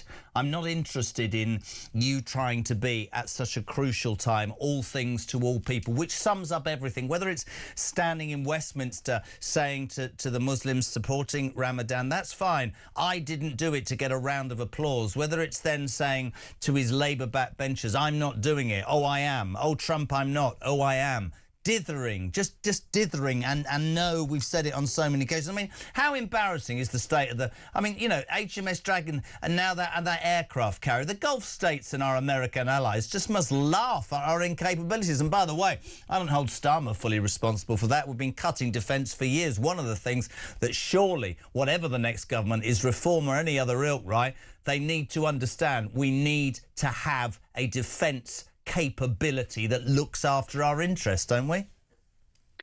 Well, we also need to look as if we can at least match what our other European allies are doing. And these are countries whose economies are certainly no stronger than ours. You know, how come the French are able to get their assets off the ground, get to be part of a response to this crisis? How come other countries, the Italians, the Greeks, are all over this and we're just kind of whimpering on the sidelines? It is completely embarrassing, and none of us yet know how this is going to play out. No. You know, it is quiet here this morning in the UAE, but you know, I'm only in one part of this huge crisis. I don't know how it is in the other Gulf states this morning. And we're a long way from any resolution. You know, Trump said he's not interested in Britain turning up after the war is already won. I mean, it isn't one, is it? You know, that is... Well, that's the criticism, and that's why you'll end up with that poll here, which needs to be given attention to, genuinely, because, you know, the assumption's probably the wrong word, Trump made a big thing, we're going to get in there, we're going to take out Khomeini, and the people will rise. That hasn't happened, it's day 10. There's no sign of people rising against authority. In fact, I was reading and watching some terrible footage where state television is saying if you go outside and dare to do that, we'll shoot your children. That's the reality, but how you make that come through is incredibly difficult. However, I've got a little present for you for a Monday morning, because Richard's gone. I've got a little present for you. Starmer, improving his ability, has decided to make a TikTok video. Have you seen this, Isabel? This just about sums up our Prime Minister. Please enjoy, everybody. This is Starmer's latest offering. I'd like to point out the quality, the loud music and the nasal thing is nothing to do with talk. This is all to do with Labour HQ. Have a listen, have a watch. Our number one priority is protecting our people. And that's why, long before the US and Israeli action last weekend, we had already deployed additional military capabilities to defend our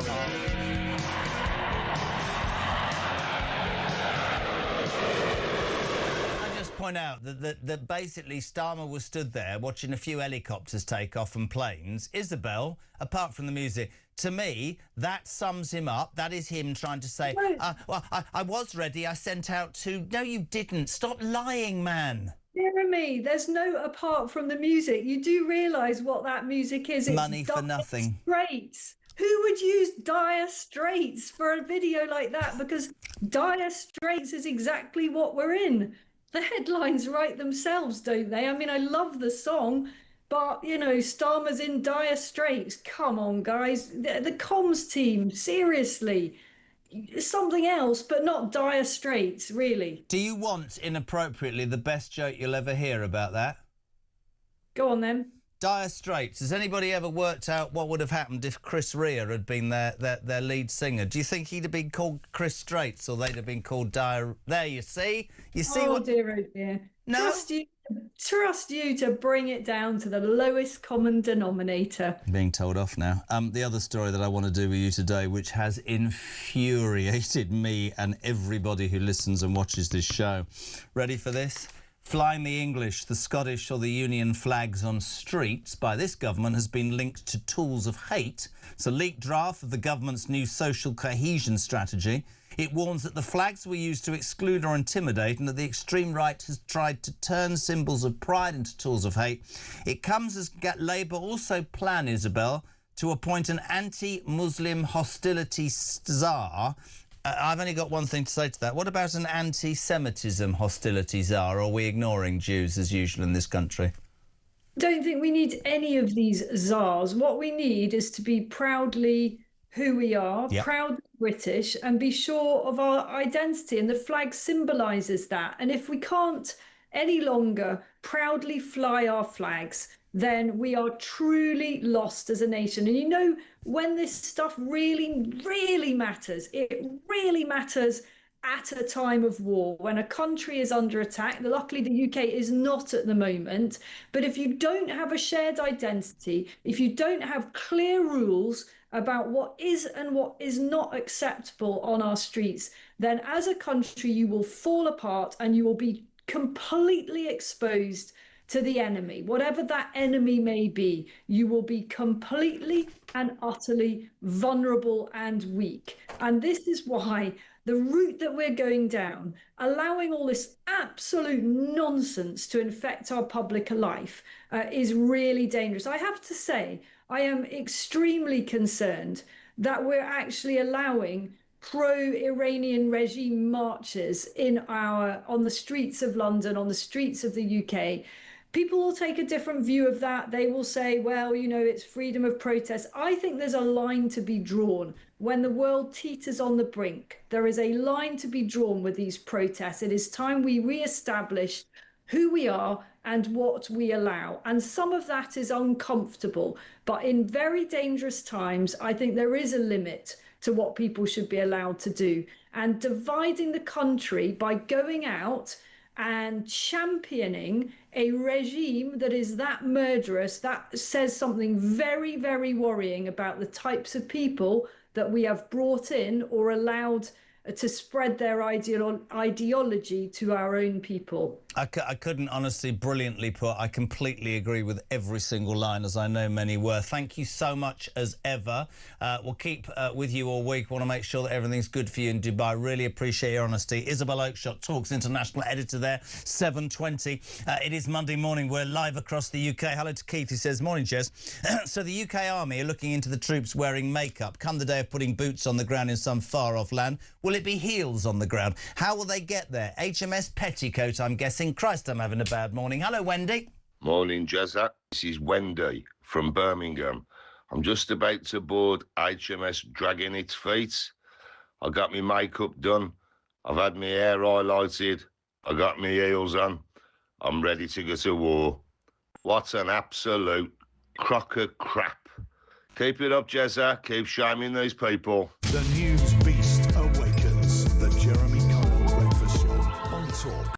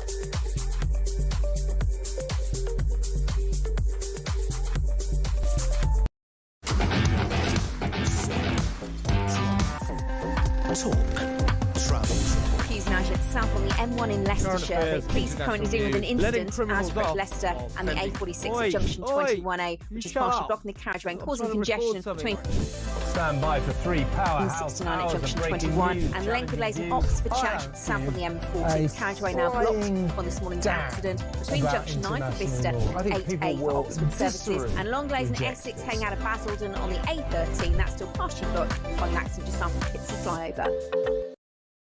Across the UK, on DAB+, on YouTube, on your mobile, and on your side.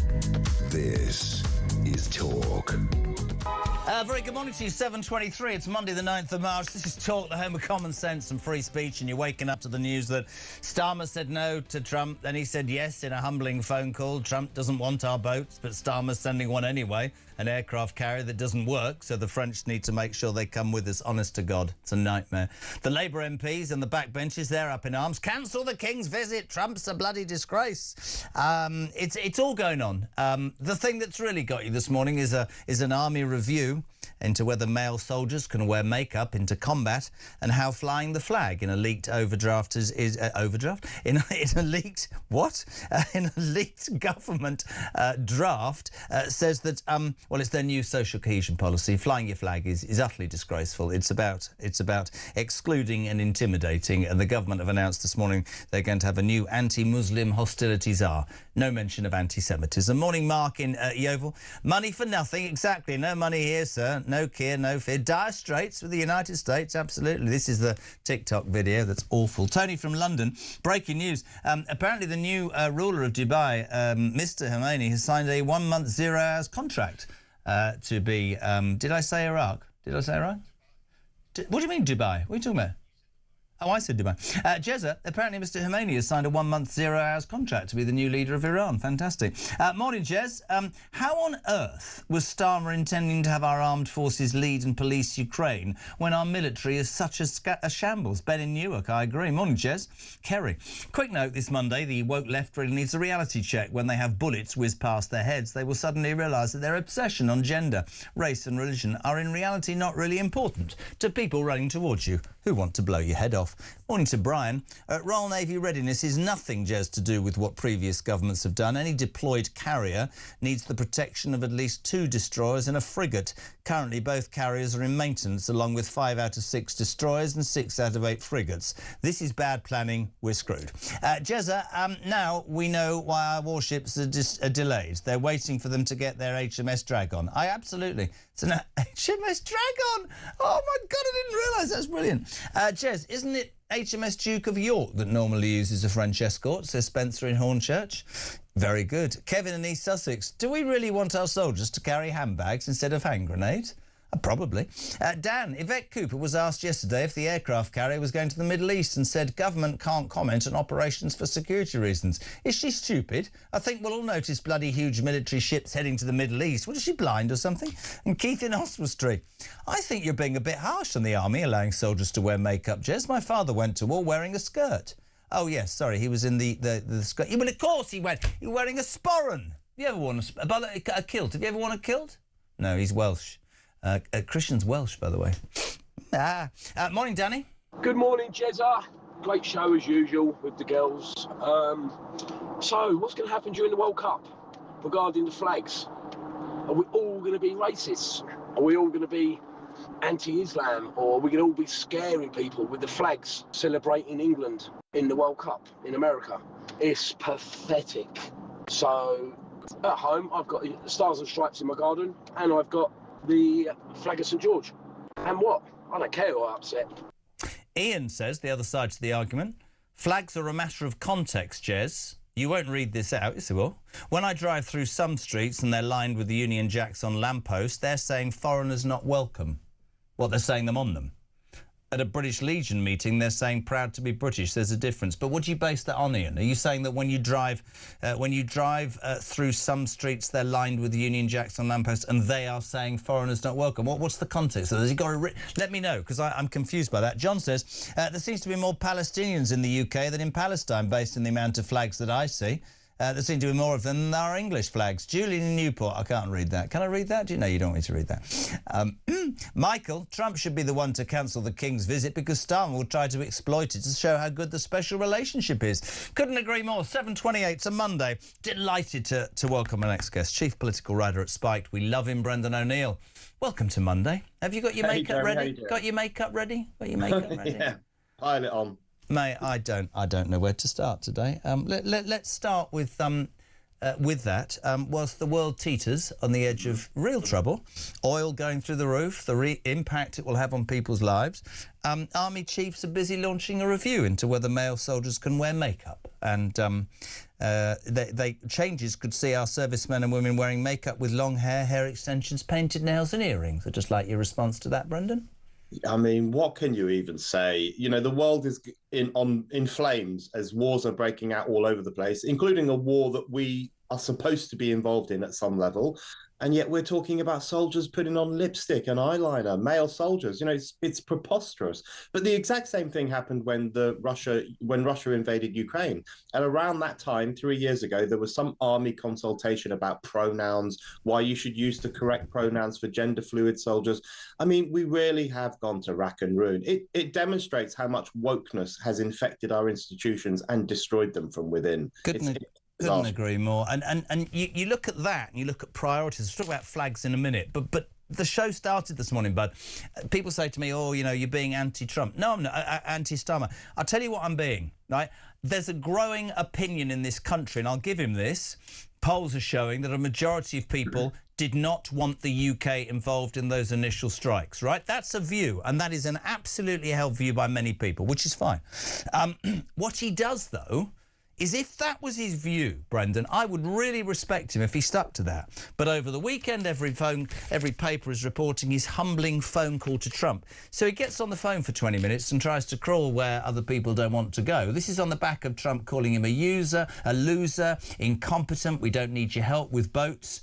If you so believe your position, and, by the way, you're buoyed by, a poll, and over the weekend Tony Blair comes out and says, I'd have supported Trump, I'd have thought, if I was in comms, I'd have gone, yeah, that's why I'm not doing it, that's why I'm sticking up for your interests, because Tony Blair got it wrong. But he doesn't. He toadies up to Blair, he toadies up to Trump, and you end up going round in circles with this man. Yeah, he toadies up to whichever powerful man is closest to him. That's what he does. It's ridiculous. It's despicable, actually. And you're right. If he actually believes this, if he actually believes that Britain should be hands-off in relation to this conflict, don't help America, don't be America's poodle, as they like to say, then he should say it. Yeah. But he won't say it because he's a moral coward. Let's be honest about this. The reason he is not helping in Iran, and also the reason he is not taking his firm position that he apparently holds, is because he's a man who is just driven by cowardice. And he hides that cowardice behind legalism. He will always say, is this legal? Does this abide by international law? Have we filled in all the right forms? That's not how war works. That is the opposite of how war works. There's this constant hedging his bets, refusing to take a position, refusing to stand with his allies, refusing to stand up for Britain, refusing to stand up for the 18 British citizens who were killed by Iranian proxies on 7th of October 2023, refusing to take a stand for anything. That's Starmer. And that's the point. You're so, leadership, we said it earlier, leadership is about making decisions that might not be universally popular because it's in your DNA and it's in your gut and it's what you believe. But he's hamstrung. In fact, he's hamstrung out of his own stupidity. The Parliamentary Labour Party won't let him, I said it the other day, fart without asking their permission. It's true. The Parliamentary Labour Party won't let him do anything about anything. Now we're in a situation in terms of our allies. I mean, I know I sound particularly British here, and I apologise. We can't even send a goddamn ship.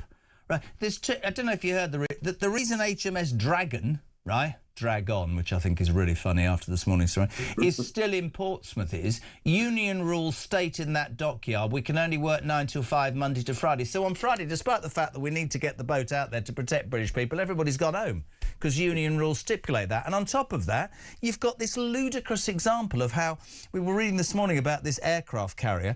Well, HMS Prince of Wales would have to be followed by the French because you have to have a boat follow you because of missiles and torpedoes. We're not even up to speed on that. I'm not ranting, but we look like a laughing stock on the international stage. Not much better than we look at home now. You're dead right, Jeremy. And this is the thing. People can have all sorts of opinions about the war in Iran. Yeah. Lots of people are worried about it. Lots of people are opposed to it. Some people support it. That's absolutely fine. But Britain has to be able to defend itself. Yeah. It has to have a good working military with ships that can leave port and sail across the world without the assistance of anyone else, where soldiers actually know how to fight rather than knowing how to apply eyeliner. We need a military. Do you remember a few years ago, the army in this country, I'm not making this up, they advertised for snowflakes. They said, if you're a snowflake, we want you, because the whole campaign was about wanting more emotional intelligence in the army. And I remember thinking Russia and China must just be looking at us and thinking, you bunch of lunatics, your military is a creaking machine. You have become a second-rate power, sadly, especially that's intensified under Keir Starmer. That's concerning for all British people, regardless of where they stand on this current war, because if we can't defend ourselves, our territory, our energy, then we're in big trouble. I couldn't agree more. I need to bring it on to the other story. In the midst of make-up and ships that don't go, the government's new Social Cohesion Strategy Department has announced that flying the St George's or Union flags on streets has been linked to tools of hate. It warns that the flags were used to exclude or intimidate, and that the extreme right has turned the symbols of pride into tools of hate. It comes also as they announced the appointment of an anti-Muslim hostility czar, to which I've only been saying one question all morning. No anti-Semitism hostility czar, then. Yet again in this country, we aren't able to put anti-Semitism in the same racist hole that we quite rightly put other racism. Disgusting. Really disgusting, especially given that anti-Semitic attacks have been spiking, and we've even seen anti-Semitic killings in this country last year. This is an incredibly serious problem, and the government never treats it with the seriousness that it warrants. But, the whole problem with the whole Islamophobia idea, of course there is anti-Muslim bigotry, and of course it's the responsibility of all of us to tackle that. If you or I were to see a woman in a veil being harassed in the street, we would intervene. Yes. Stop that from happening. Of course, all decent people would. But Islamophobia is a different idea. That really basically means criticizing Islam, criticizing the Quran, criticizing Islamic practices. But we should be absolutely free to do that. You know what the government needs? The government needs a SAR on radical Islam, on Islamist extremism, on this poison that is coursing through the veins of our society, which is causing violence, causing division, causing hardship for white working class Britons and working class Muslims as well, who don't want this stuff in their communities. That's what we need a SAR on. That's what we need a government focus on. But instead, they want to clamp down on anyone who dares to raise a peep of criticism of Islam. And cynically, if you look at so much of what he does at the moment, you can only believe that that is all about buying a political class and a community. I'll say what I've said forever, Bud. Any form of racism is abhorrent, but quite how my Jewish friends get put at the back of the queue, who get abused, as you quite rightly say, and attacked and vilified, you might disagree with what Israel's doing. You don't have to make the lives of 240,000 Jews in this country so utterly, utterly difficult. And I'll say this about Muslims. There are millions of good Muslims. Why don't we ever hear from them then? Why don't they stand up? Why don't their leaders stand up and say, we don't agree with extremism? I've got a government that's too busy pandering to a minority because they fear that that speaks for the whole Muslim community. No, it doesn't. So you know what, Muslim community? Jump up and decry the extremists, because that would help the situation, wouldn't it? Absolutely right. They need to speak up more. There's no question about that. Over the past 20 years or so, nearly 100 Brits in Britain have been killed by radical Islamists. We've seen radical Islamists on the streets praising the leaders of the Iranian regime, praising Hamas, celebrating the mass murder of Jews in Israel. We've seen so many expressions of the Islamist poison in our society. The government refuses to take it seriously. Moderate Muslim spokespeople need to speak out against it much more firmly, and we as a society really need to get to grips with it. I mean, look at the scenes that you're showing there, burning the Israeli flag, singing the praises of the tyrants in Tehran. I don't want this in my country, and I want people clamping down on this and making it clear that these are alien moral positions that British people do not welcome. And this is what I mean, just to finish, I'm so with you. You can be arrested now for flying the Union Jack or the Cross of St George, because certain people have decided that they're tools of hate. But you can set fire to an Israeli flag, whatever you think of Netanyahu, wave the Palestinian flag, and everybody in government's going to say, do you know what, we don't want to upset you. Well, what about the British people who are being upset on a daily basis? What's wrong with saying that? Yeah, calling the Union flag or the St. George's flag tools of hate is disgraceful. And, there's a class element to this. The reason they're scared of those flags that went up last summer is because they went up in working class areas. Yeah. And there is this prejudice that thinks that working class communities are racist bigots. It's so disgusting. But, the best example of this is Tower Hamlets in London, where they ripped down all the Union flags within 48 hours last summer. This is a place where the flag of Palestine flew for months after 7th of October. So there are parts of Britain where it's easier to wave the flag under which 1,000 Jews had just been murdered than it is to wave the flag of Britain itself. That is deeply worrying. We can't stop the fight, mate. It's great to have you on. We love you. Brendan O'Neill, Chief Political Writer at Spike. Thank you so much indeed. 22 minutes to 8 o'clock. Here's Pete. He said it's great. How about a bill to stop hatred towards ordinary British people who just want their country run properly? No, we can't do that, Pete. That would be awful. Morning, Tone. Morning, Jez. Tony from Worcester. Just with regards to everything that's going on, mate, I don't think it's down to Keir and the Labour Party being inept. I think it's a plan to show us as being so damn beaten and weak, and to have such a bad relationship with the United States that they want us to rejoin the European Union.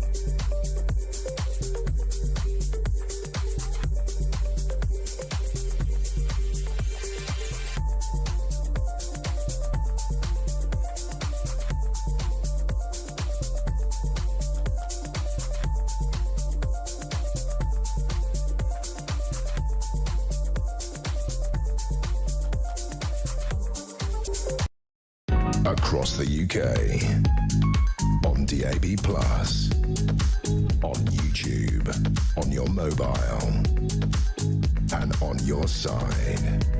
This is Talk.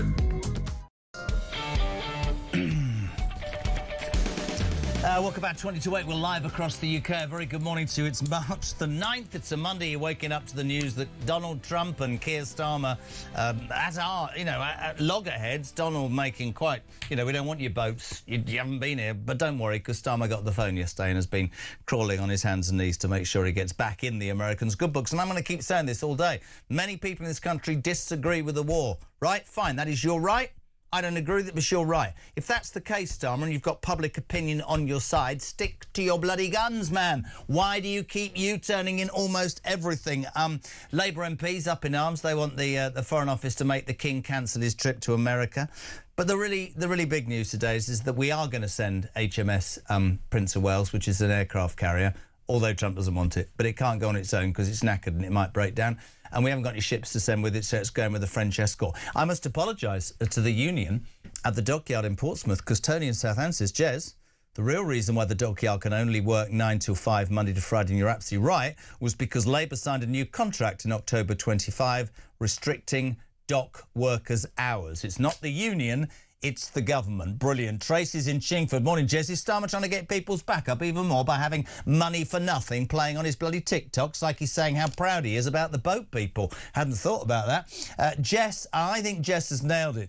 She said, I think the reason that the Red Dragon? HMS Dragon has been delayed is because Ed Miliband has decided that the boat is to be welded with solar panels and run by wind power, so it gets there in a far more ecologically sound way. Unfortunately, the panels are on order from China and they haven't come through yet because the Amazon drivers are on strike. The whole thing, honest to God. Morning, Ben. Morning, Jeremy. Ben from Birmingham. The reason France can afford to send the military over and help out is because we've given the £1 billion to stop migrants that have done nothing about. We're just a bunch of absolute idiots. Well, Keir Starmer and his government are a bunch of absolute idiots. When's it going to end? Great show. It'll end when they're thrown out, but that, my friends, could be 3 years. We're also talking about the flag hatred. Apparently a government cohesion strategy unit, if you're waking up, has decided that flying the English, Scottish or Union flags, basically you're racist. Basically you're using them as tools of hate. And while you wake up to that thought, don't worry, the government's planning to appoint an anti-Muslim hostility czar, because they have it very bad. Not the Jews. There's not going to be an anti-Semitism hostility czar. If you are Jewish, what do you make of that? A country, a government turning against you. 0344 499 1000. Let's go to The Sun, a deputy political editor. Delighted to have him on. Ryan Saby. Good morning, sir. How are you? Good morning, Jeremy. I don't know where to start or where to finish, really. I'm going to start with the flags. I mean, how does this government genuinely think the British people, Sun readers, people that listen and watch Talk, are going to be feeling when they get told that flying your flag is a tool of hate? Why is every other country... Why have we got marches on the streets of London with people waving, anti-American flags, burning the Israeli flag, flying the Palestinian flag? Why are our priorities all wrong on this? It does seem bizarre. The flag, the Union flag, is a source of pride up and down the country. We've seen people flying it. There's obviously a big display. People putting them on motorways, putting them on lampposts, and the fact that someone in government, official level, whatever level, thinks that this could be deemed as a tool of hate is quite incredible. And I wonder whether, when ministers see this document, whether that is totally just scrubbed out. This shouldn't have been allowed in the first place. My concern is the mentality that thinks it's a good idea to say that anybody flying the British Union or St George's flag is racist. Look, Ryan, what happens? You'll cover it. TalkSport, our sister station, will cover all of it. The World Cup's coming. So you're going to tell me that if you drive down the road with your Union Jack out the window, the things they put on the front, and people... is that going to be deemed racist, or is he going to hold that back for 4 weeks? That's what I don't get about Starmer and his cohorts. It's ludicrous, man. Yeah, this is why, when it actually hits reality, but again, as you say, it's that mentality of actually thinking this through in Whitehall coming up with this idea, pulling it out there, even just writing it down just seems absolutely incredible. But as you say, we've had the Paralympics, we've had the Winter Olympics, we've got World Cups going on, we've got Euros, we have all sorts of things on the horizon. And how can you actually make it a tool of hatred? It just seems incredible.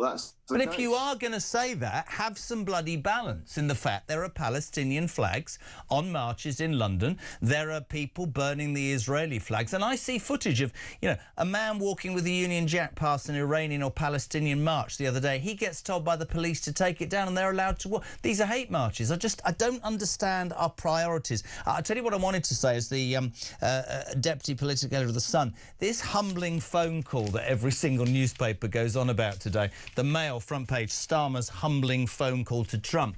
I mean, Trump was pretty outspoken about Starmer. I have acknowledged on the show this morning, Ry, that there are, it seems, a large number of people, even a majority in this country, who disagree. And so my frustration with Starmer is probably even stronger today than ever before, because if you believe a position politically, if you're a leader, have the balls to stick up for it. But what's he doing on the phone? Who instigated this humbling phone call at the weekend? Did he beg Trump? How did Trump treat him? Do we know?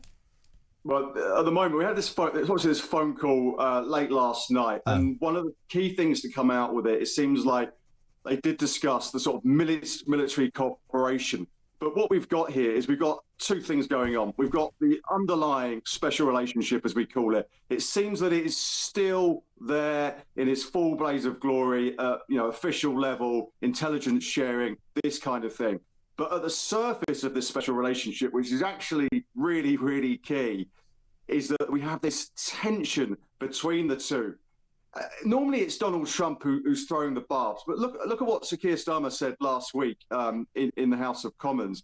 He said that the special relationship, we should not be hanging on every word that the president says, as if to say the special relationship runs actually deeper than that. But because of this tension, what does it mean if the king is meant to be going to America in April? What does it mean for that? Does that tour then get postponed? Well, Labour MPs are demanding that the Foreign Office postpones the state visit and says that, Trump's attacked the government and Starmer and the king shouldn't go, but the king's a constitutional monarch and shouldn't get involved. Yeah, I think the king will go. I think the king is there. Look how much Donald Trump respects America. Look how much Donald Trump loves the royal family. And I think if the king doesn't go, if that trip is pulled, we may have this, this military conflict at the moment, but just think what we do, our trade with America, the trade deals, the tech deals, all this kind of thing, the business between the two countries, I think it would be seen as a real snub. So I think you're right. I think that the special relationship, the sharing of information, the trade deals, all of that maintains itself. I think there's a disconnect, quite rightly, with the two men at the top. And the thing is, I just want to go back to what I was saying. I don't have to agree with Starmer, but if that was his position, have the balls to stand up to Trump, because we all know that somebody like Trump, who many people call a bully, I'd say he's just a god-what's-it, he would respect him more if he said, no, Donald, I'm not backing down. That's my country's position. It doesn't have to affect it. I'm not playing ball with you. You'll have to accept my position. But one gets the feeling from afar that people don't do that with Donald Trump, see? They don't do it. Yeah, no, it's very difficult. You have a position, but then you try and sort of ameliorate it. You try and work around it to make sure that we don't look at odds with him. I think what happened, probably the worst thing the government did, is didn't really have that position where they could say, well, you can use our bases for something like refueling, or maybe to a lesser extent, and maybe not launching the offensive attacks. But I think we could have been a little bit more, could have been a lot more accommodating when it comes to America and launching their attacks. So I think politically, again, Keir Starmer's just far too deaf on the requests on the special relationship. And you had Tony Blair yesterday. Whatever you think about him over the last 25 years, he says that America, our greatest ally, and you've kind of got to be with them. But you know what, right? If I was Starmer's comms chief, I'd have used that. I would have said that is a green light for you to go back out and say, listen, rather than toadying up to Blair and Trump and every person who, you know, disagrees with him. I'd have said, with respect to the former Prime Minister, he took us into an illegal war, and that is what I'm trying to avoid. So you button your cake hole, because I've got the British public on my side for a change. But no. I'm going to crawl to Blair. I'm going to call to Trump. And so everybody goes, what is this man's position? There's nothing inside him that makes you think that he's definitive in what he's saying. And that's the real frustration, I think, mate, you know? Yeah.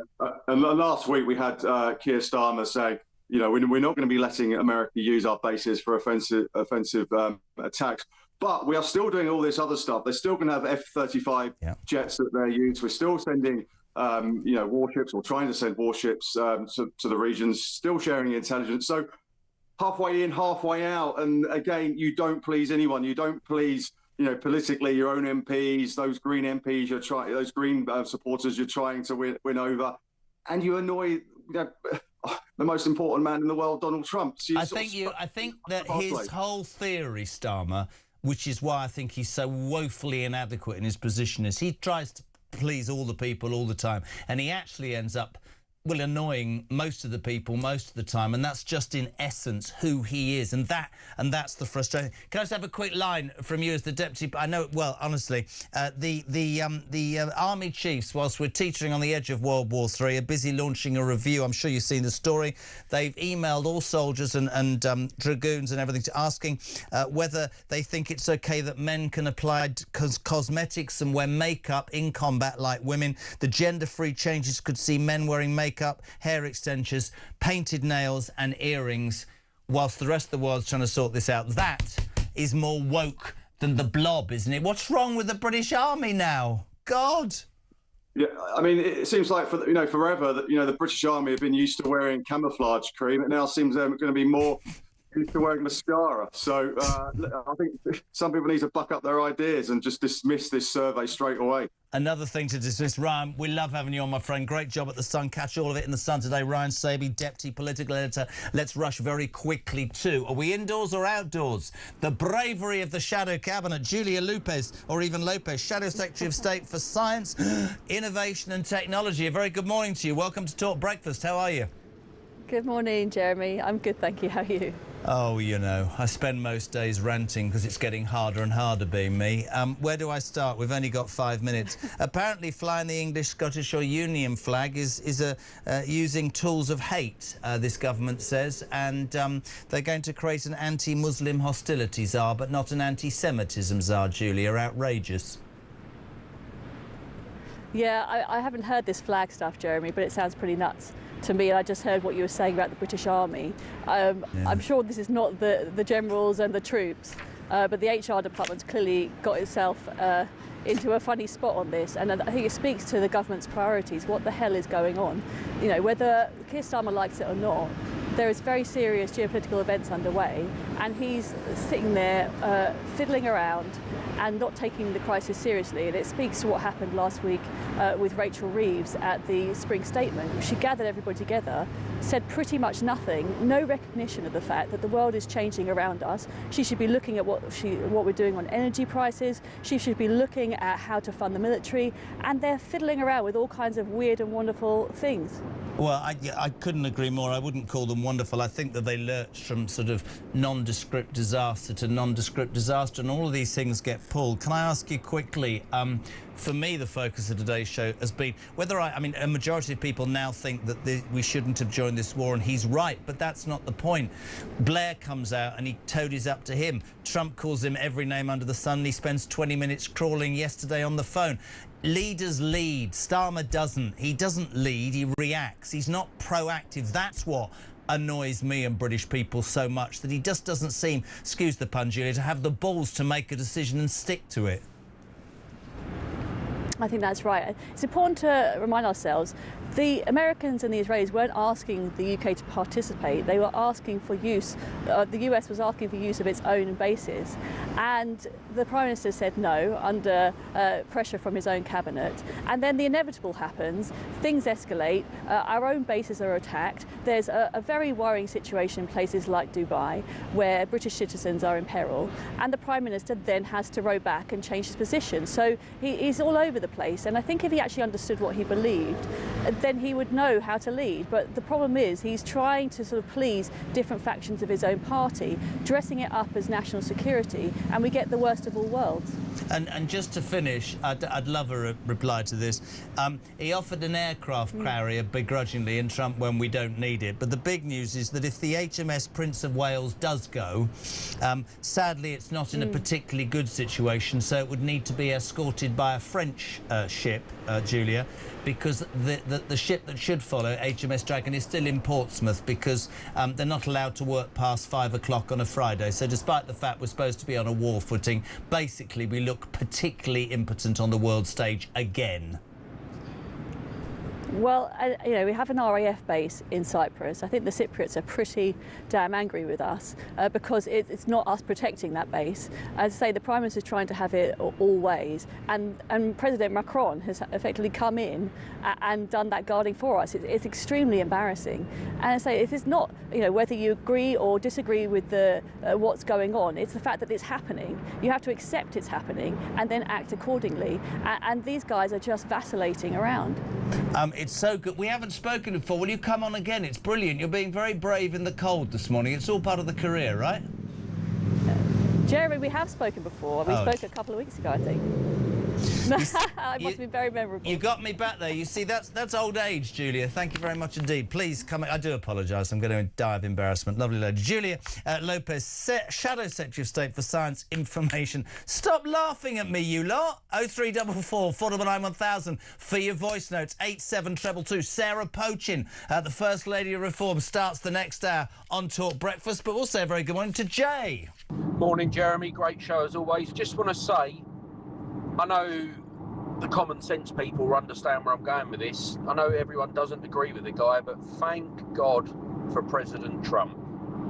Could you imagine the Harris-Biden connection now with the carnies, the Australian PM, you know, Islamists shoot up Jews on the beach out there. Oh, ban all the normal people from the gun club that have done nothing wrong. It's them. Starmer, Macron, could you imagine all these together? I genuinely think it'd just, I don't know, it'd just be one. It's a big mess anyway, but it'd be horrendous. I mean, thank God for President Trump. And roll on a general election. Someone call for a general election. The King, someone. You know, the monarchy's been absolutely hammered recently. All right, their own doing. The military's not up to scratch. Come on.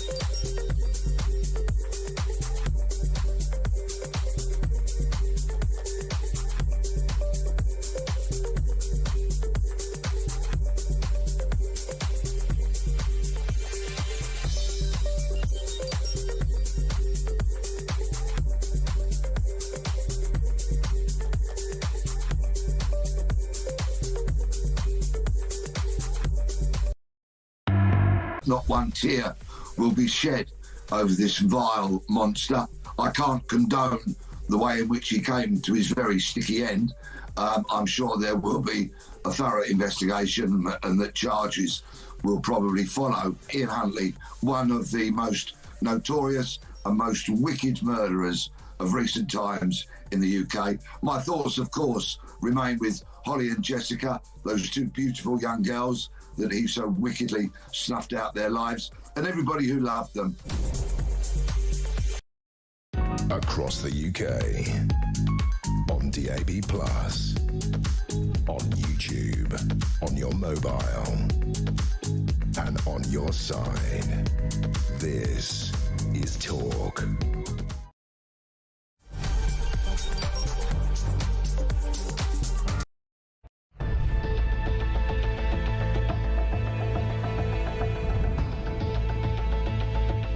Over the past 36 hours, the United States and its partners have launched Operation Epic Fury, one of the largest, most complex, most overwhelming military offensives the world has ever seen. Nobody's seen anything like it.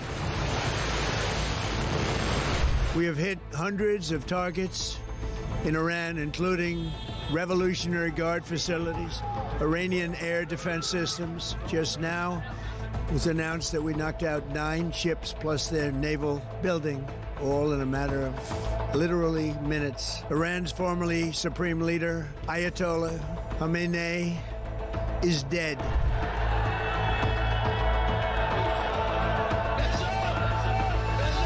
I spoke to you about the situation in the Gulf and explained that the United Kingdom was not involved in the strikes on Iran.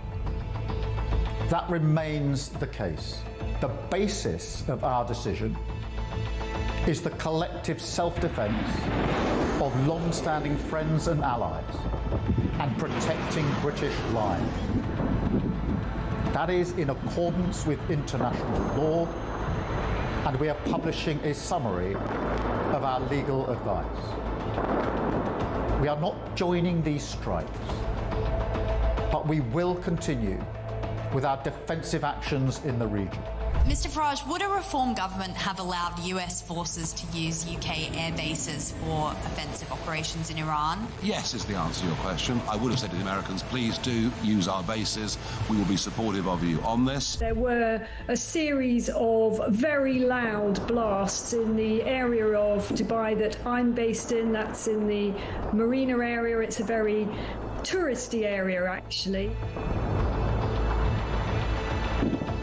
Those blasts were the loudest we've heard yet, but equally we are reassured that they are most likely the sound of interception by the UAE's quite sophisticated across the UK, on DAB+, on YouTube, on your mobile, and on your side. This is Talk.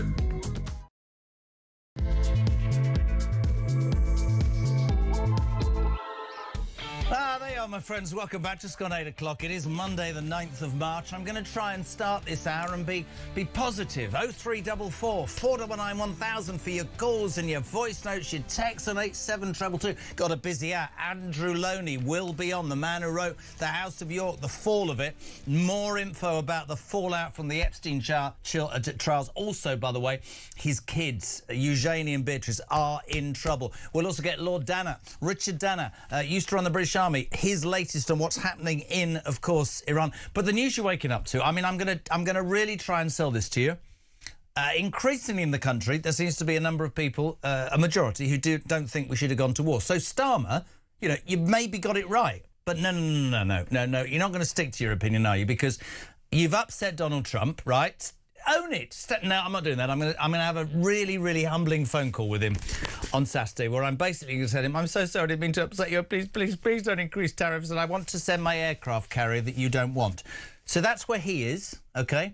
And just to give you an idea where militarily we are, you know about HMS Dragon, that's the frigate. That can't leave Portsmouth because there's a rule that says you can't work past 5 o'clock on a Friday, brought in by this government. So everybody went home. I mean, I know we need the boat to protect British people, but they've got to have the weekend off because otherwise they get quite stressed. Anyway, we're thinking of sending an aircraft carrier, HMS Prince of Wales, but it's a bit knackered. So it can't go on its own because it could be sunk. So it's going to be helped to get there by the French. OK, and in all of this, just to let you know, on a Monday, if you're driving in your car, getting ready, whilst all of this is going on, this is what the British Army are doing, just so you're aware. They've instigated a review this weekend into whether... gender-free, whether soldiers feel it's OK to wear makeup with long hair, hair extensions, painted nails and earrings. So the world's on a precipice, right? And we're trying to work out whether soldiers should have hair extensions. It's not that bad, is it? Morning, Sarah Poaching. Jesus.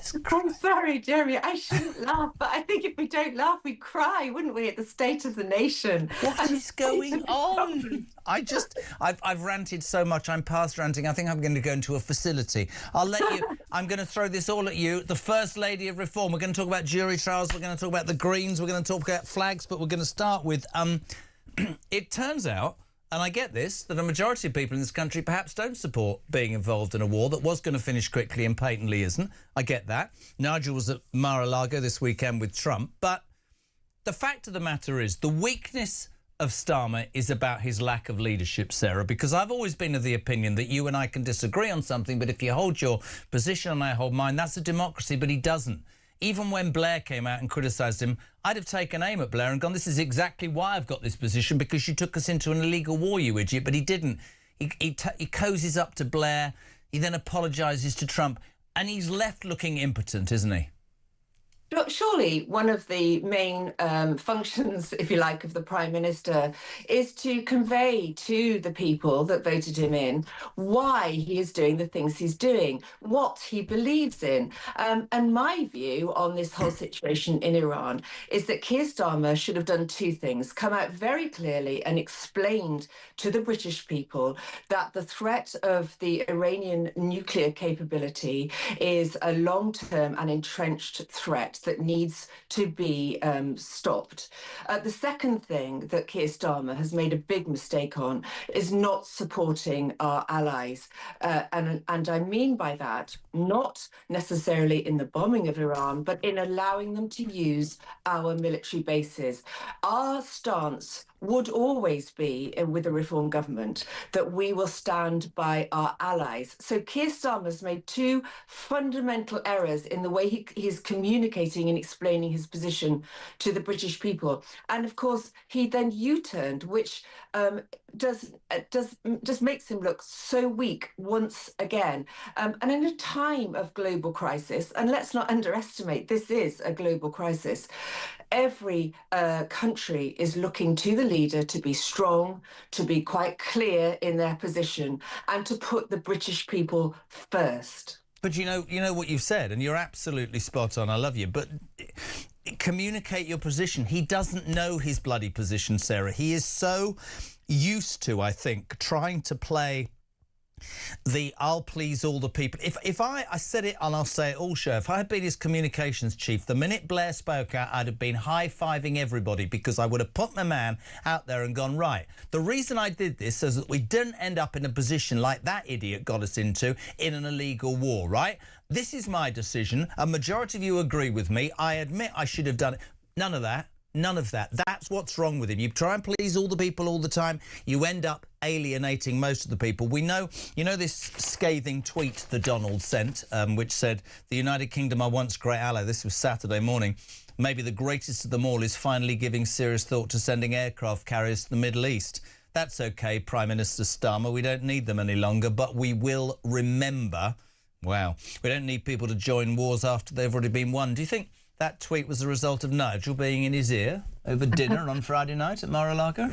But it's a very powerful tweet, isn't it? Very powerful words. You know, nobody needs support once the well, Donald Trump has just said the war is won. I think we're far from that. But the point is nobody wants allies when it's too late. You need people. And would Margaret Thatcher have ever not stood up and stood by side with Ronald Reagan in this sort of situation and allowed the Americans immediately to use our bases? Of course she wouldn't. And that's what the British people want to see. But I'll tell you what, Starmer has got people in his ear like Mad Ed Miliband, you know, telling, oh, you know, we don't worry about oil prices. Let's just build some more solar farms or put some more wind turbines in. This is a crazy situation. We have reportedly only days supply of gas now in this country. We are sitting on, standing on, walking on years, decades worth of gas under our very own feet. A reform government will get gas out of our ground. A reform government will get oil out of the North Sea. We don't need to be in this situation, Jeremy. It's gone up to $114 a barrel. The oil crisis is going to impact the rest of the world. The cynics are saying that's why the Donald went into Venezuela, because he's fine. But here's the deal. I've never... I said it earlier, I'll put it to you.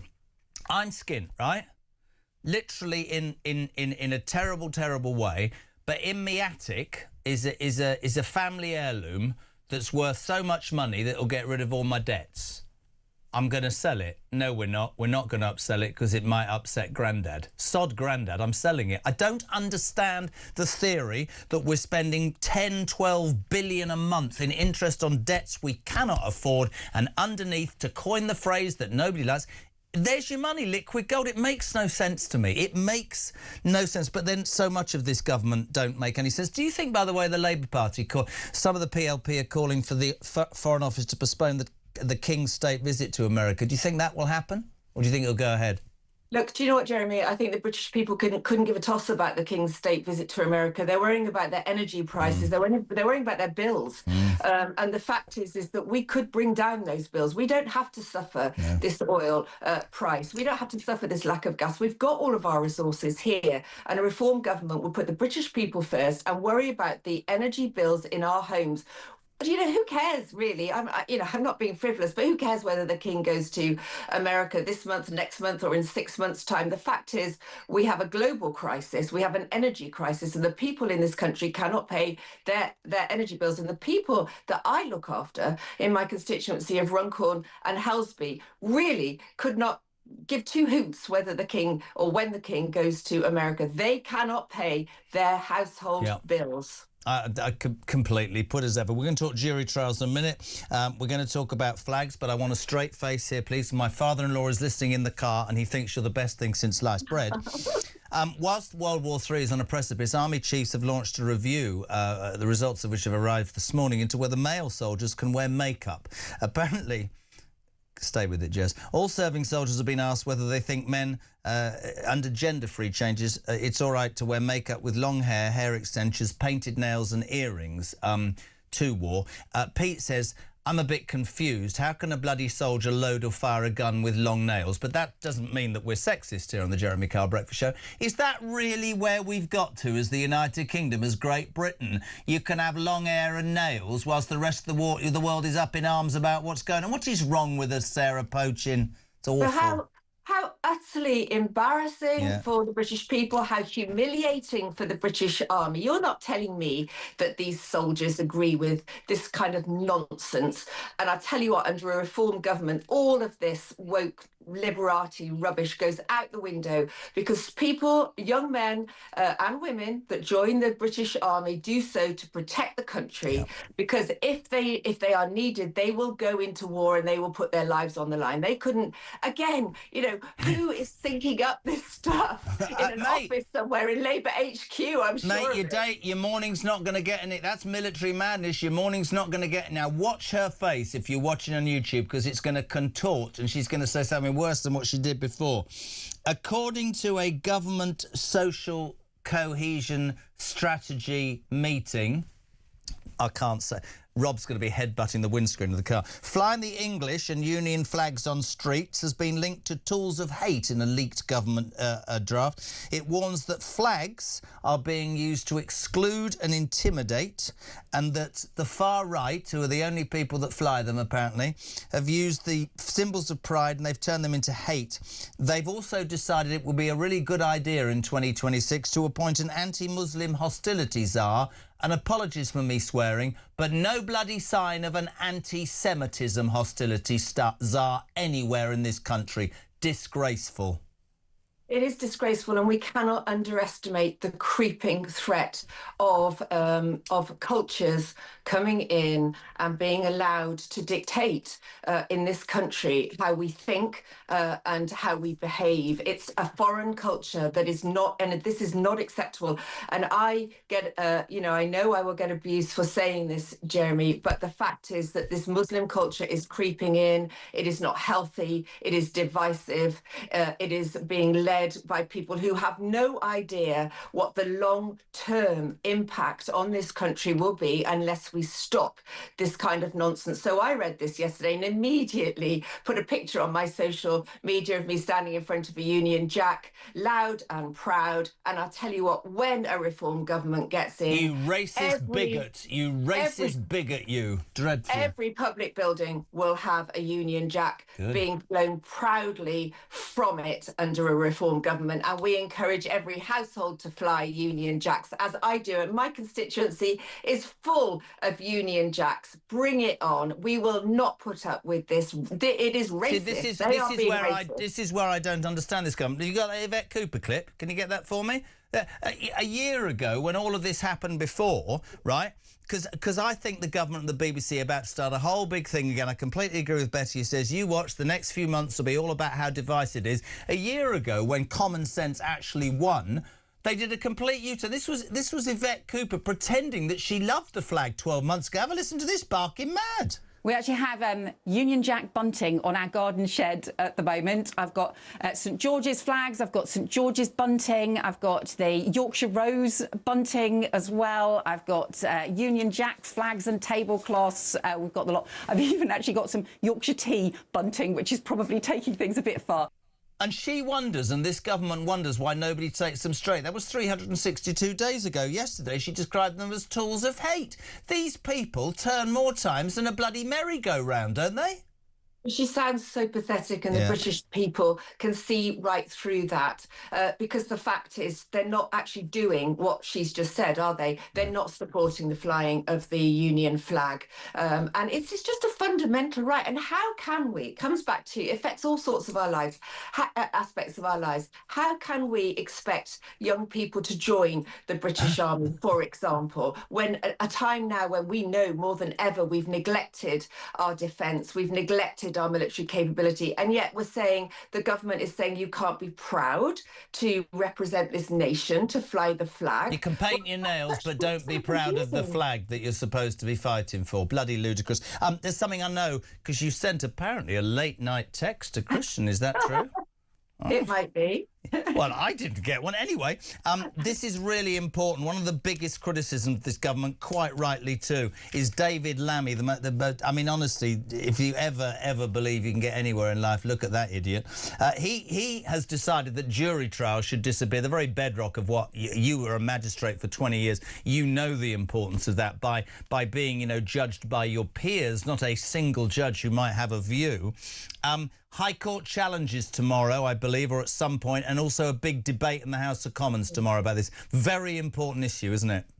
Look, this is massively important, and yes, we're debating it tomorrow in the Houses of Parliament. I will, of course, be speaking on this subject. It's a subject that I speak on such a lot. But jury trials is a fundamental right. It's the bedrock of law and order in this country. If you take away the right to being judged by your peers and replace it with the right with being judged by effectively the state, then suddenly that is not justice anymore. And I feel very strongly about this, because I'll tell you why, Jeremy. One single justice, there is no scrutiny of that person's decisions. So that person could, for example, give more lenient sentences out to, say, people from ethnic minorities because they are in fear of being accused of being racist. That judge, that single justice may, for example, not give somebody a custodial sentence when they absolutely deserve a custodial sentence because they are under political pressure, and that will come through the clerks in the court not to fill up prison spaces that we don't have. There are so many different ways that this is wrong, and nobody is scrutinising that judge. And that's the difference. In a magistrate's court, when we conduct trials, there's always three of us, so it is always the majority view. In a Crown Court, you have a jury. But under this new system that will go through, because they will vote it through, although I have to say there Hold on a minute. Dozens of rebellions. This is really important. Dozens of Labour MPs have joined the rebellion to soften jury reforms. I'm not sure you're altogether right. You might be. I think Lammy's is in real trouble with this. I think common sense might well prevail. I think it's ludicrous, absolutely ludicrous. The motivation is different. So apparently 65 might rebel. They need 80 to rebel to actually stop it going through. But you're right, it's getting very close. But they are rebelling because they're concerned about access to legal aid. Those Labour MPs are concerned about restrictions to legal aid, for example. I am concerned about the fundamental right to be tried by your peers in this country, and the risks of one single person that is not scrutinised and the prejudice that he or she may have creeping into judgments, and that is not justice. Couldn't agree more. Love having you on. We'll be watching you in your silk blouse tomorrow in the House of Commons, giving it large, because you know all about that justice thing. Really good to have you on. Thank you so much indeed. Sarah Poacher, the First Lady of Reform, MP for Runcorn and Helsby, 8:20. Much more about the Royals back in the news. A photo of Andrew with a young woman on his lap. News that Harry and Meghan. Stuff about Netflix. A trip to Australia. Lots about Eugenie. There's only one person to get on after this boy. The man who wrote The House of York, entitled It's Gonna Collapse, Andrew Loney, who 3 years ago was threatened with everything when he wrote that. He's almost like Nostradamus when it comes to this. Everything he said has come right. He's next, live and exclusive on Talk Breakfast.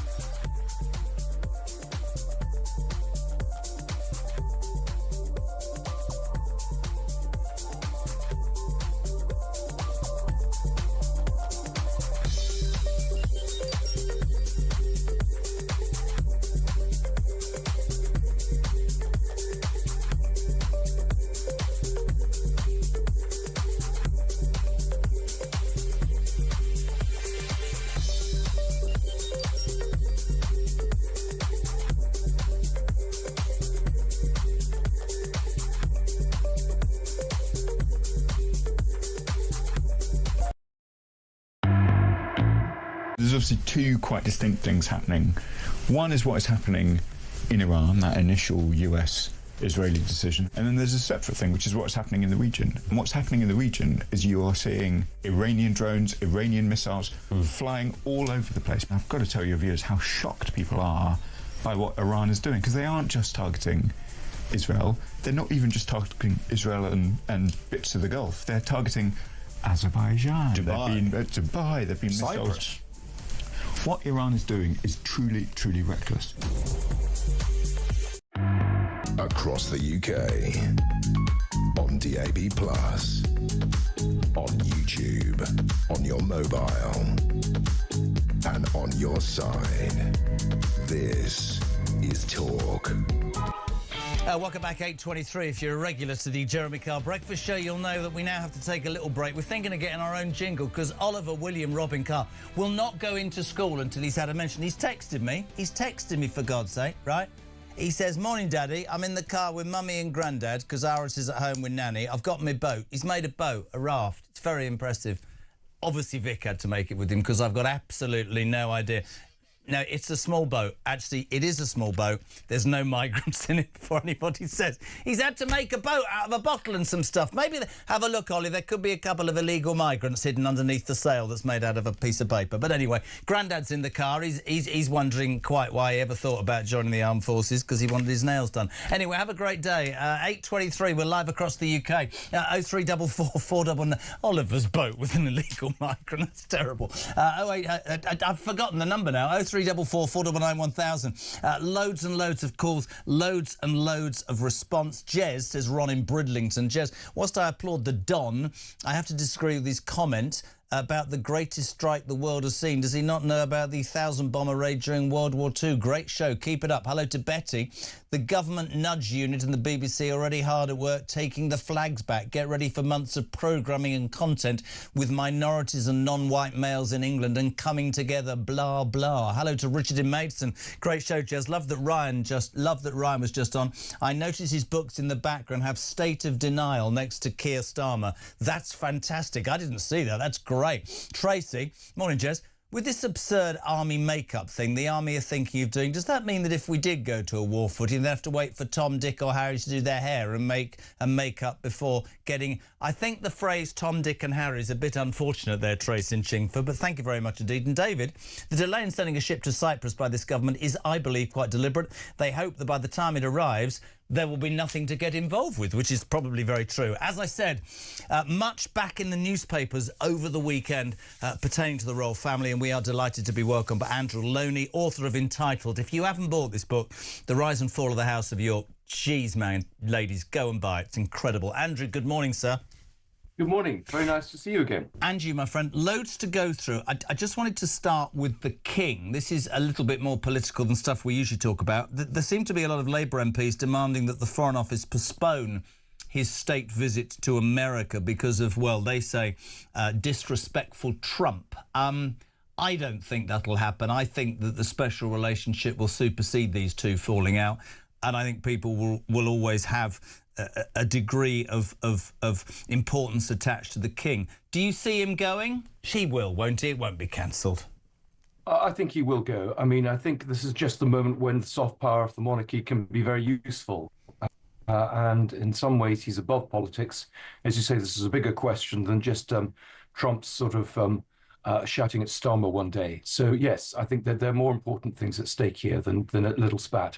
Couldn't agree more. Can we get to, obviously, I mean, the Epstein files continue. You and I have talked about it. Over the weekend, there was another picture of Andrew with another young woman. You can see it there on screen, face black and daddy's got his hands all over her. She does look very young. We heard also in the news just now that his former PA is ready to speak to the police. I mean, my question about that photo is... how many of these young girls are going to come forward? And do you think that any of these girls could, and this has been a real allegation, any of these girls with him could have been underage, Andrew? Yes, I think there's a very strong possibility they were underage. I've certainly got evidence of underage girls, but I think the people who could really tell the stories are people like Charlotte Manley, the former equerry. Interesting, she's retired from her job at St George's. She wouldn't talk to me. But I think maybe she feels more obliged to now.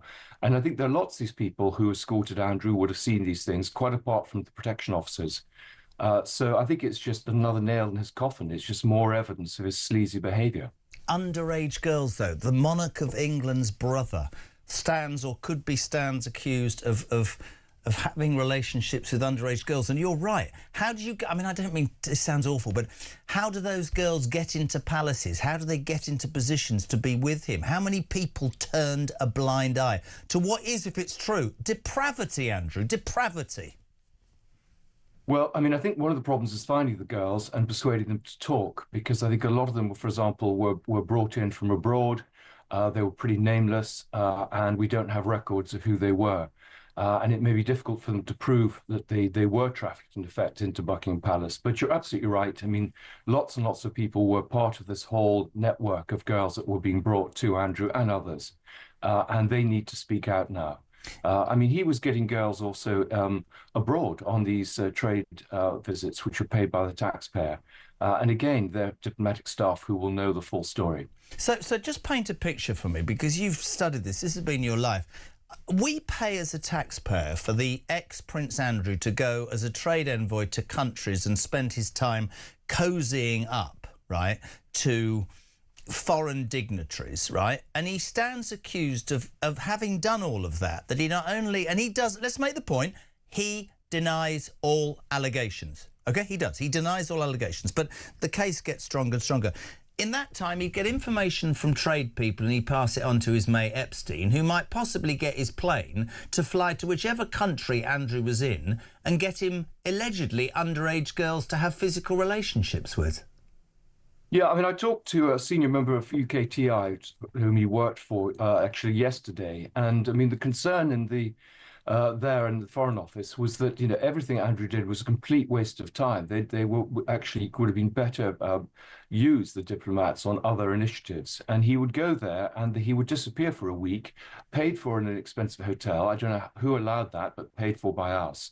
And he would set up a whole series of separate meetings with people, often criminals, in order to basically do his own business. And the concern of the embassy was that there was absolutely no security. These people hadn't been vetted, and he was allowed to get away with it. So this is why I say it's actually a much bigger scandal than people realize, because he was abetted by everyone from the palace through government, through the Foreign Office, to do these things. And do you think, and listen, I loved her and I'm almost glad that she isn't here, but there is going to be, if this goes as deep as we all think it is, there's going to be criticism of the Queen, our departed monarch, because, there you are, have 12 million, and how many times did she, I don't know, you can't be kept from everything, can you? But is it interesting to you that despite your digging, it was only after she passed that the reality, I mean, do you remember when she went to that memorial service and he walked down, I mean, that wasn't long ago, he walked down the centre of the church and the looks on the royals' faces, he was helping his mother.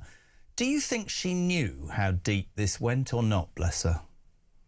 Yes, I'm sure she knew. I mean, she would be well briefed. Her private secretary was constantly, Christopher Guy was constantly approached by diplomats and others complaining about Andrew, and I think he would have passed that back to her. So I'm afraid, she had her head very, very deeply in the sand.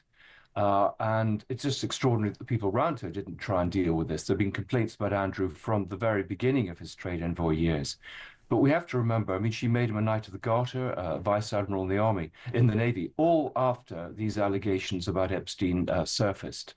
And she, in effect, was giving everyone two fingers, saying, "It's my son, I'll do what I want."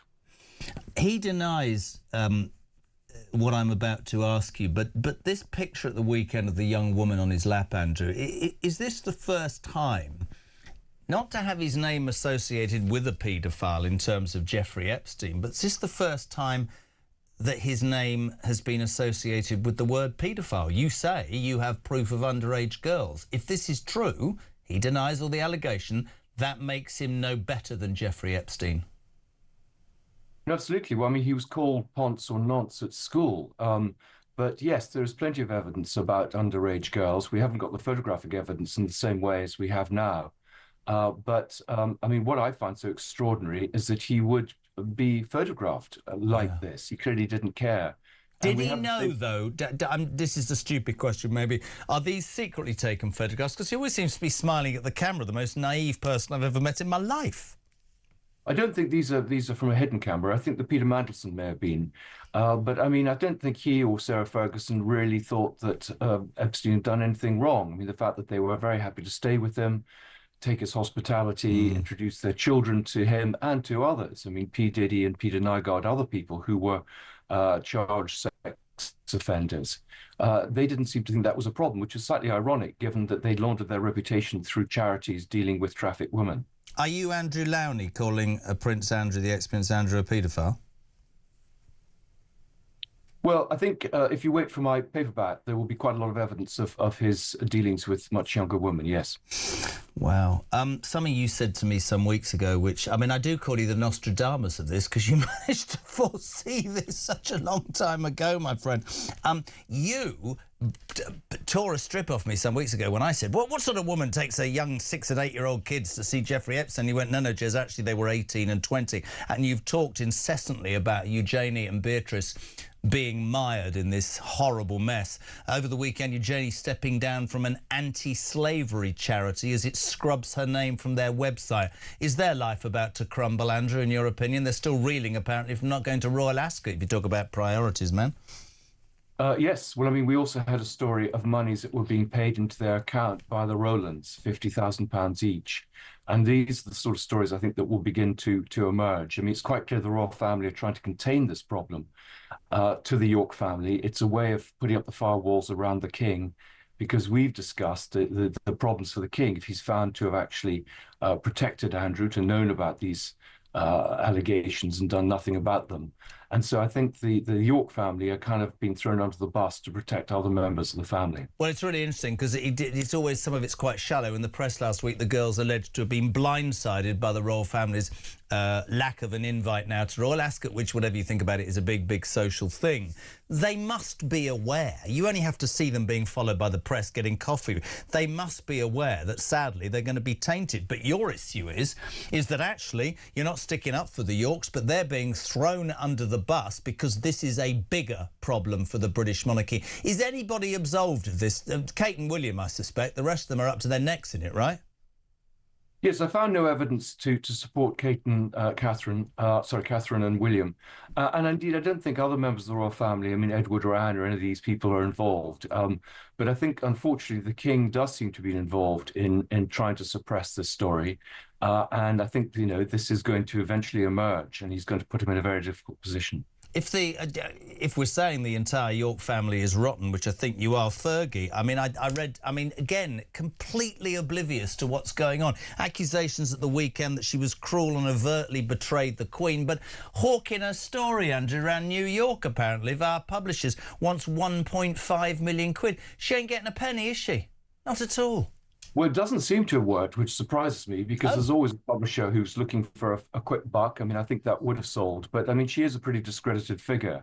But she's a chancer, and she calls herself a fighter. She will find some way to come back, and she has no shame.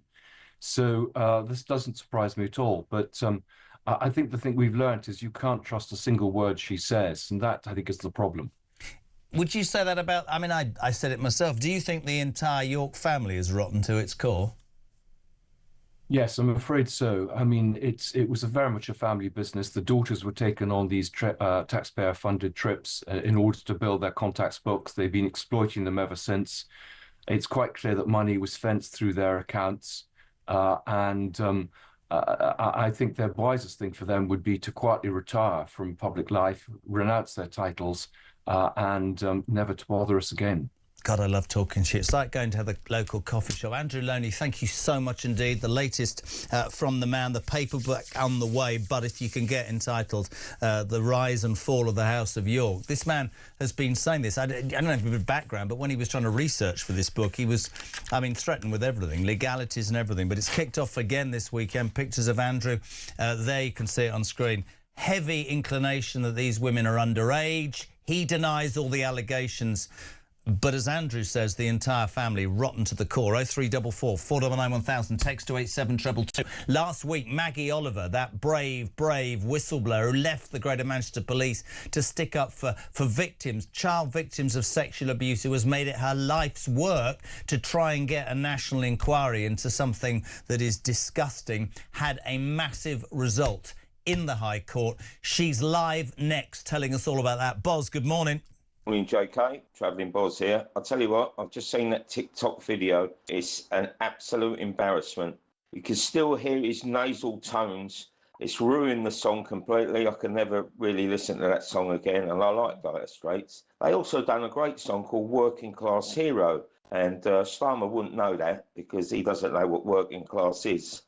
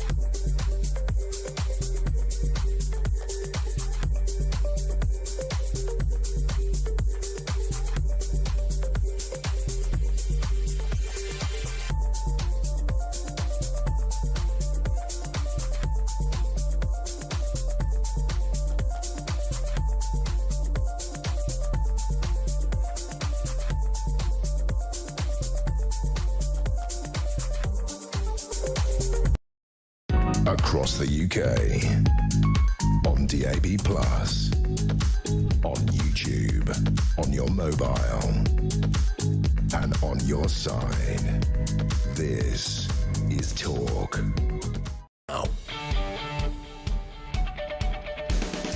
Welcome back, 20 to 9. It's Monday, the 9th of March. Welcome to Talk Breakfast, the home of common sense. Not that there's much in the world right now. Home of alarm clock Brits. Starmer's now toadying up to Trump, despite the fact that Trump called him every name under the sun. I don't want your chips. That was not a very good impression. But don't worry, we're sending our ships anyway. Well, we're not. One can't leave the port, HMS Dragon. That's quite funny when you hear the next story. That can't leave because nobody works after 5 o'clock on a Friday and it's not ready. We are sending an aircraft carrier which is knackered. That's got to be escorted by the French in case it sinks. That just about sums up on the day that we've announced that the British Army are looking into a review of gender-free changes. They're going to ask most of the men and women who fight for this country, not that there are many left, if they're happy wearing makeup with hair extensions, painted nails and earrings. It's really important at times of war to make sure that you know, you look your best. You can imagine, can't you? I'm sorry, I can't go into combat and have my nails done. 0344 499 1000. Morning, Paula. Does anybody believe the guff that he comes out with? These TikTok videos are excruciating. Oh, my God. Anyway, yeah, the majority of people might not want us to be involved in the strikes on Iran. But does that mean that America can't use the bases, that the majority of people didn't want that? And if that's the case, if we're not going to let them use these bases, why are we bothering to pay all this money to Mauritius? Just give them the island. The whole reason we're paying the money is because there's an American airbase there, isn't it? Well, if we're not going to let them use it, just don't pay for it. Couldn't agree more. Paula on TikTok, 0344 499 1000. We told you that last week. One of my most favourite... I was told she was coming in, so I apologise, she's not. But ex-Greater Manchester police officer Maggie Oliver, who has fought a 20-year campaign for the child victims of abuse, had a great, great day in the High Court. They were giving the green light to a judicial review. Basically, the court says, do you know what? The government has effectively allowed the abuse of children by its failure to implement. There were 20 recommendations made 3.5 years ago, and successive governments have done absolutely nothing. And Maggie went to court and went, you know what? You're letting the kids down. Maggie Oliver, you deserve a damehood. How are you, sweetheart? Well done. Well absolutely done. Knackered, Jeremy. What? I'm absolutely knackered. But you know what? It's worth it. It is worth it. It's such a huge message, I think. I think it's a huge message. And, you know, I'm really, really grateful to the judge, Mr. Justice Kimblin, because in all honesty, Jeremy, when I came onto your show last week, I knew that the odds were massively stacked against this, because in law, there is no legal obligation to implement recommendations of any national statutory inquiry. But from the moment we walked into the High Court, it was very clear that Justice Kimblin felt like a human being. And this really is not about the law, Jeremy. It's about what's right and what's wrong. And it's about protecting future generations of children from all kinds of abuse. And I know I go on a bit, but I think a really, really important quote to remember when you look at what we're trying to do here. Right at the start of it, long before it started, Theresa May, I'm going to read it because I can't remember it. Theresa May said in the House of Commons, we have a once-in-a-generation opportunity to do something hugely important. Together, we can expose what has gone wrong in the past, we can prevent it going wrong in the future, and we can make sure people who thought they were beyond the reach of the law face justice. Absolutely. And actually, that's what we're trying to do. And Justice Kimblin, he sort of said we didn't have grounds on a couple of the points, but that there was a legitimate expectation throughout the whole country. But after promises like that, and Yvette Cooper last year saying she was going to publish a timetable for implementing all these recommendations before Easter, none of that. And then Jess Phillips saying we're going to do this and that. With all of those things, the public expect change. And when they're still not banning pain compliance techniques, when they're not protecting children in care, when there's no mandatory recording of data, when I could go on and on because there's 20 recommendations, but I believe it's a historical win. And I'll tell you how I know it's historical, and I don't want to go into too much detail, but I had a court case for 6 years, and I wasn't allowed to talk about it, and I had the most incredible lawyers, Casey's, and they were going to instigate a judicial review because it was so completely wrong. We won, but only twice before in British legal history has a judge ever been judicially reviewed, which means that a case is carried through and a decision is made, and a judicial review looks at that decision and says, you are fundamentally wrong. I, like you, salute this judge. I'm sure there are forces... listen, you and I probably sound conspiratorial. I don't, but I don't mean to.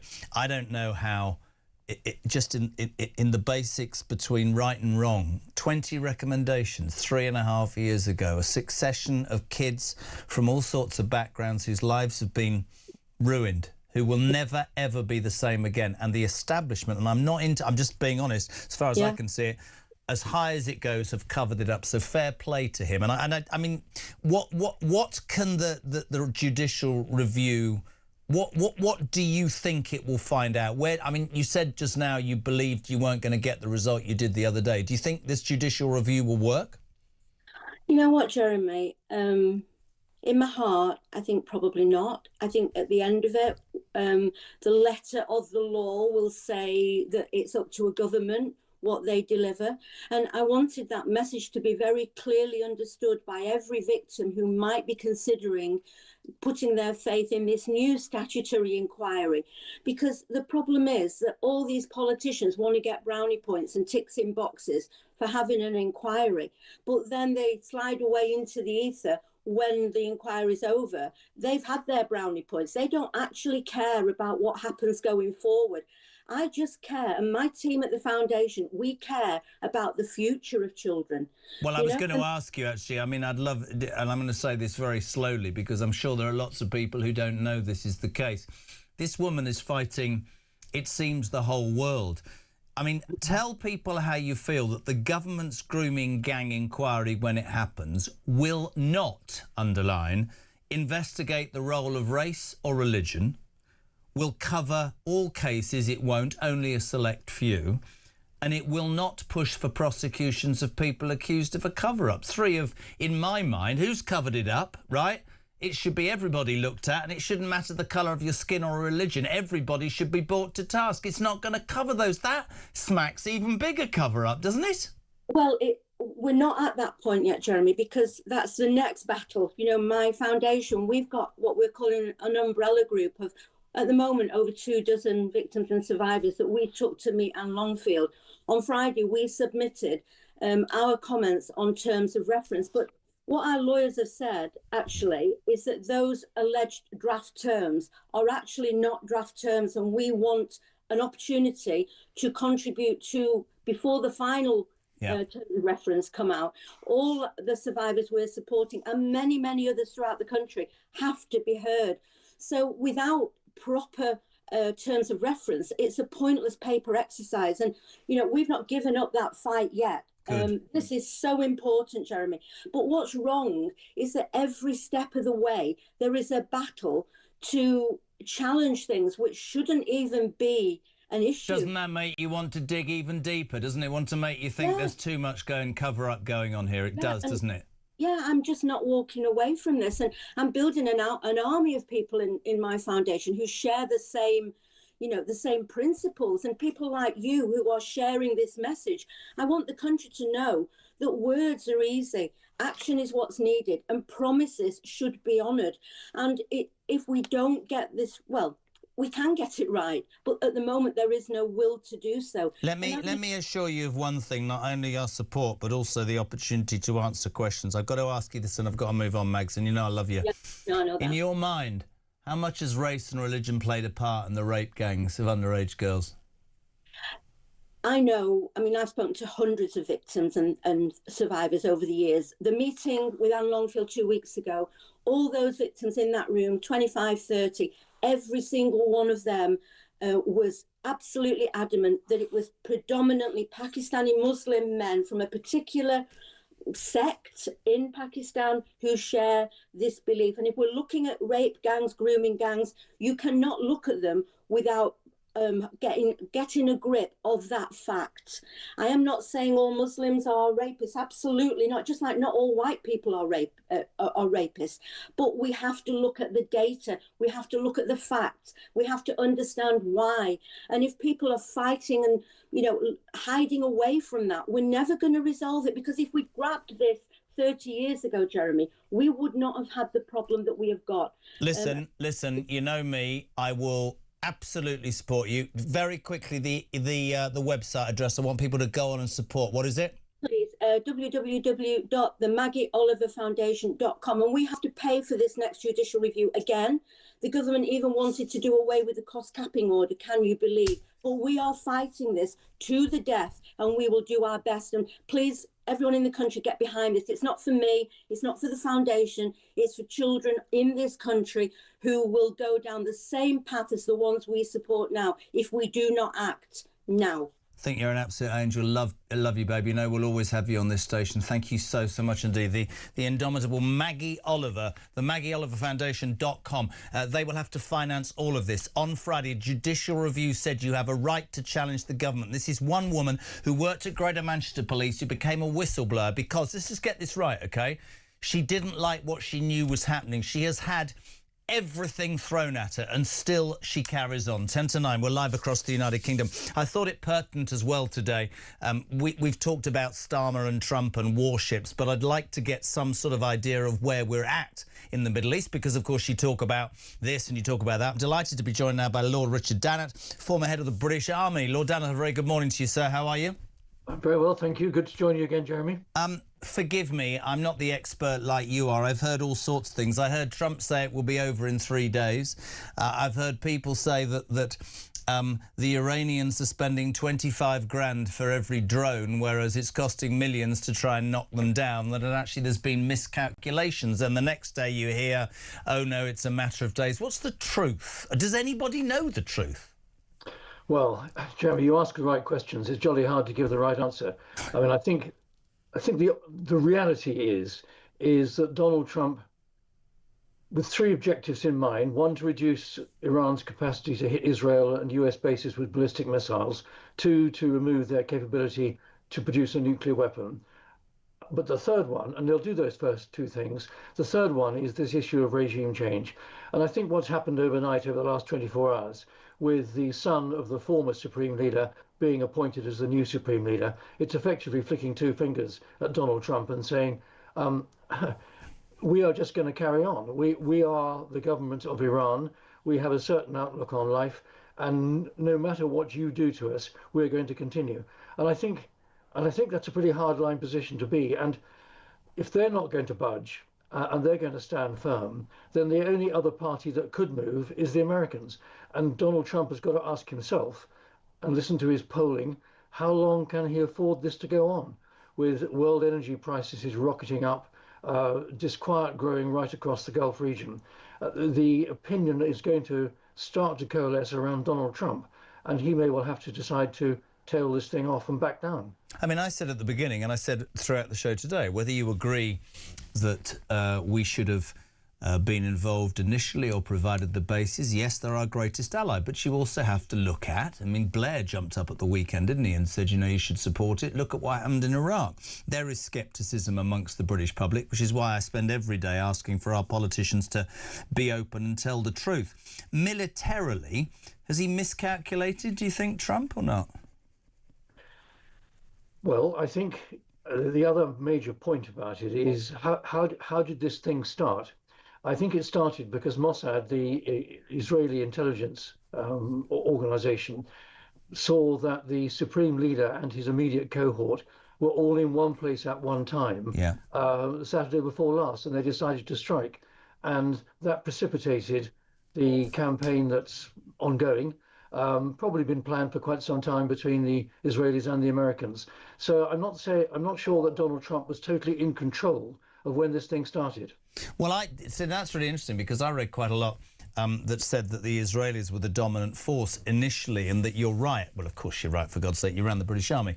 That actually, instead of it being a war based on a decision to start at the right time for that, and in the end he's collateral damage, Khomeini, actually he was the reason to start it, and everything then fell into place, which makes it a more awkward situation. It's just that from this side of the pond or wherever we are, you see, what is it, day 10, you see fires raging and drones being shot down and bombs landing, and you just think the Gulf states are getting involved, and where do we go from here? And we've got, a Prime Minister who can't decide what his name is. And it's, I think for a lot of people, it's just quite a worrying time, isn't it? It is a worrying time, and a lot of our fellow country people are marooned in the Middle East. They were trying to fly somewhere and have got stuck. There's a lot of people who've got plans to go on holiday, requiring flying through the Middle East. All that kind of thing is being upset. So this is impacting on quite a large section of our own people. And as energy prices start to go up, and we will be paying more for oil, for petrol and diesel on the forecourts, it'll start to affect everybody. So it's quite difficult to spot where the winners are in all this. Yeah. As I said right at the start of this conversation, the Iranians will be losers to the extent they will have their ballistic missile capability reduced.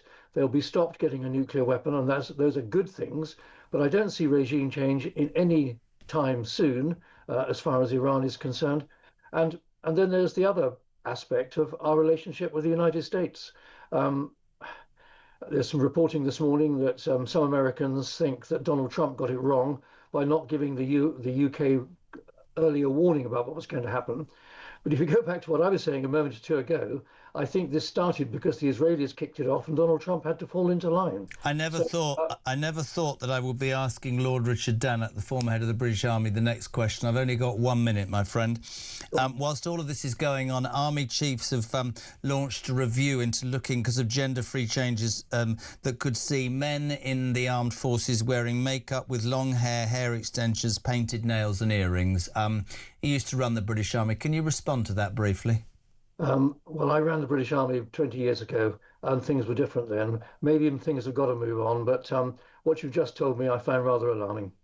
Alarming, yeah. The world's on a precipice, Sir. Do you know what I mean? I can't believe the world's just changed that much. But it could be, as you said, that Starmer is right. It could be that Trump has been pushed into it by Israel. It's an ongoing situation. Just very quickly, it's not going to end quickly, is it? Probably not, unless Trump decides that the cost of continuing is greater than the embarrassment of stopping. I think it'll go on for some time. Good man. Thank you so much indeed. We love having you on, Lord Richard Dannett. It's almost 9 o'clock. We'll do the news, and then delighted to be joined by Sir Malcolm Rifkin, former Foreign and Defence Secretary. He'll talk everything about Iran. Get your questions into Sir Malcolm Rifkin. 0344 499 1000. You text to 87222. Sir Malcolm Rifkin next on Talk Breakfast. That, my friends, after the news at 9.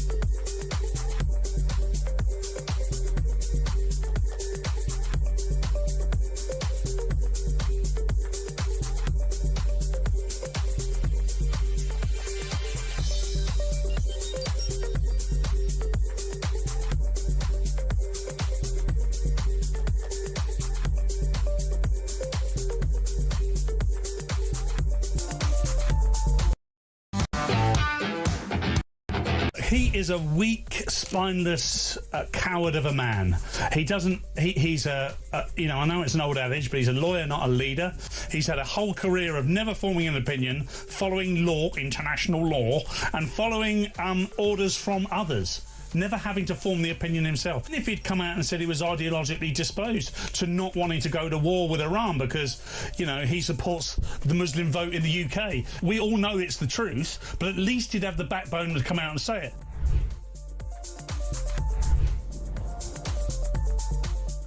UK on DAB+, on YouTube, on your mobile, and on your side. This is Talk.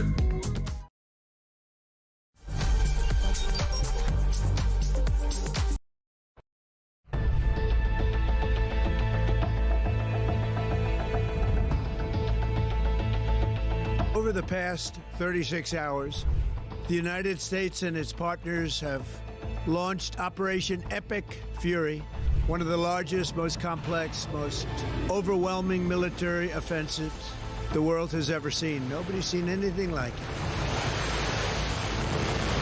We have hit hundreds of targets in Iran, including Revolutionary Guard facilities, Iranian air defense systems. Just now, it was announced that we knocked out 9 ships plus their naval building, all in a matter of literally minutes. Iran's formerly supreme leader, Ayatollah Khamenei, is dead.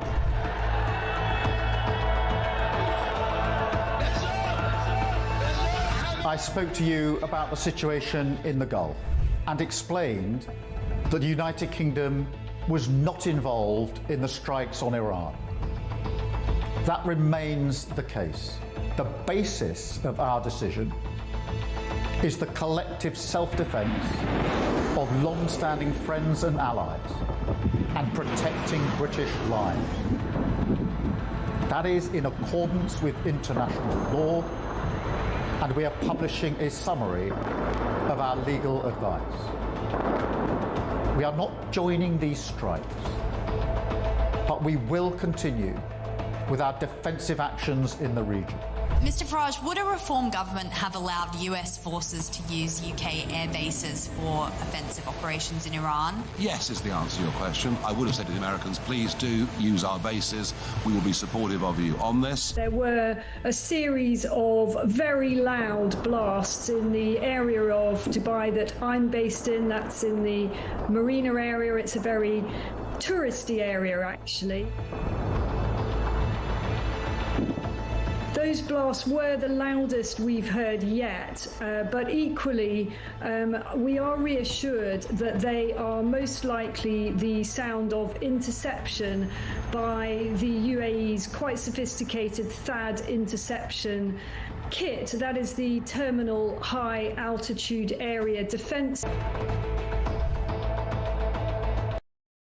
Across the UK, on DAB+, on YouTube, on your mobile, and on your side. This is Talk.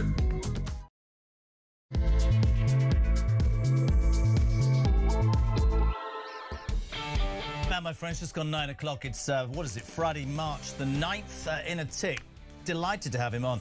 Sir Malcolm Rifkin, former Foreign and Defence Secretary. We'll talk everything to do with Iraq. If you just joined the show, waking up this morning, lots of news over the weekend. They traded insults, but there was a sort of humbling phone call yesterday between Starmer and Trump, it seems. A majority of people, according to a poll over the weekend, think we shouldn't have gone in and that he was right, but Blair comes out and adds his pennyworth, and again, our Prime Minister seems to want to please all the people all the time. You might have heard in the news, there are Labour MPs who say that so disrespectful was Trump that the King's visit should be cancelled.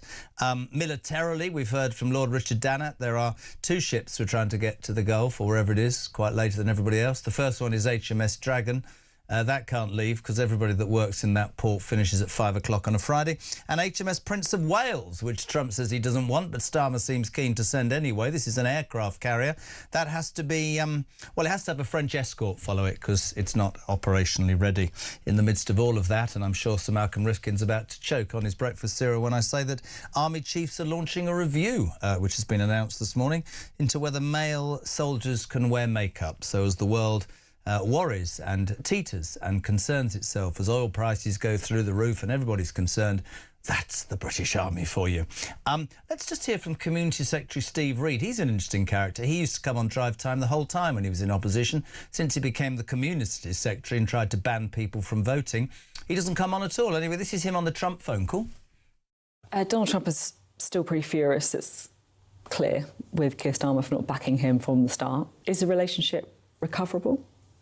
Of course it is. I mean, the relationship between the UK and the US is deep and it's abiding, and the leaders of the two countries don't always agree on absolutely everything. But there was a call last night, I understand, between the President and the Prime Minister. It was very constructive, as you would expect. And although the UK did not take part in the initial strikes, because we didn't see there was a legal basis for the UK to be involved at that stage, when Iran responded with reckless attacks on other countries in the Middle East, then as allies of those countries, we have come to their defence. That was Steve Reid. This is what Jay thinks of the country right now. Morning, Jez. I hope you're well. These polls that they keep doing in the country of 90% agree this, 80% agree this. We had this discussion at work yesterday. I was only probably with about 15, 20 people at tops, but none of them know anything about this voting and these polls, and we agree on this and we don't. No one seems to know. Are they doing these in universities where they're very pro-Labour and Green and all that waffle, the woke stuff? What about your callers? I mean, are they getting knocks on the doors or emails sent through asking to vote? Do you think this? Do you think that? As far as I'm concerned, Starmer just does what he wants. He doesn't. Look at Brexit. It's never been fulfilled, 17.4 million. They've not even done it properly. And then they're saying it's rubbish. Like, they go against the people anyway. I'm delighted to be joined now by a proper politician. First time I've spoken to him. Sir Malcolm Rifkin, former Foreign and Defence Secretary. You're very welcome to Talk Breakfast. Good morning. How are you? Well, it's been well worth waiting for this initial conversation between the two of us. Well, thank you. There's so much, there'll probably be no balance to the questions. I'll start by asking a man who held two of the highest cabinet roles in the land, Foreign and Defence Secretary. Sir Malcolm, if you had been in either of those roles 2 weeks ago, would you have sent British planes, British ships, to stand shoulder to shoulder with the Americans and the Israelis, or would you have gone down the Sir Keir Starmer route? Well, there's two separate questions here, and I've got to deal with both of them in order to give you a proper answer. The first is, should we have been part of the attack on Iran, which Israel and the United States have been carrying out for some time now? First of all, the United States did not approach any other country that I'm aware of, asking them to join them. And in any event, I don't think we should have done, because if the purpose is regime change, you cannot achieve regime change, much though we'd love to see it happen, by air bombardment alone. You need to have troops on the ground. And the United States itself has completely ruled that out. Now, the other part of your question, though, is something much more relevant to the United Kingdom at this moment. And that is, as soon as we saw a crisis of this scale developing in the Middle East, and there was always a possibility that the Iranians might retaliate, then the United Kingdom base, sovereign base on Cyprus, was obviously a potential target, not an inevitable one, but a potential target. They were attacking other innocent countries like Kuwait and Bahrain and UAE, so of course it was possible. That's, at that moment, the First Sea Lord in charge of the Royal Navy and the Ministry of Defence and the Cabinet should have already agreed to send a frigate at the very least and other means of support to indicate that the Cyprus as a whole, as well as the base, would be well protected. That did not happen, and I'm as critical as anyone is of that failure. Did that not happen because of, excuse my French, governmental ideology, or was that a reaction to...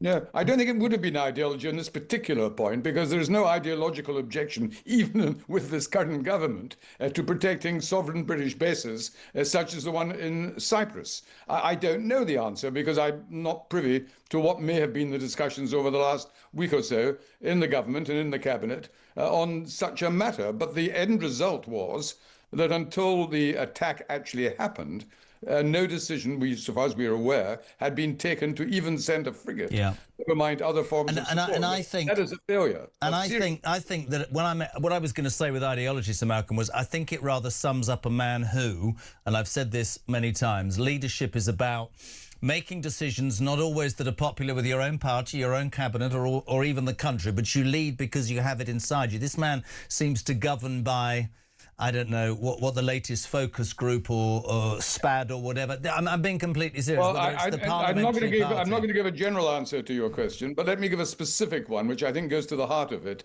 of the recent controversies, and that is the fact that it took 4 days after the Americans said, "Can we use the base on Chagos?" Before Starmer came round to saying, "Yes, you can." And I do acknowledge that during those 4 days, the situation did develop in a way that gave him an excuse to change his mind. But he should never have had to change his mind in the first place, because what was holding him back was clearly advice he had got from the Attorney General as to whether it would be against international law to allow the Americans to do what they wish to do. Now, there's a lot of confusion about the term international law. When you hear the word law being used, you think of our own legal system, our own law, which means that if you break the law, you can be taken to court and the law can be enforced.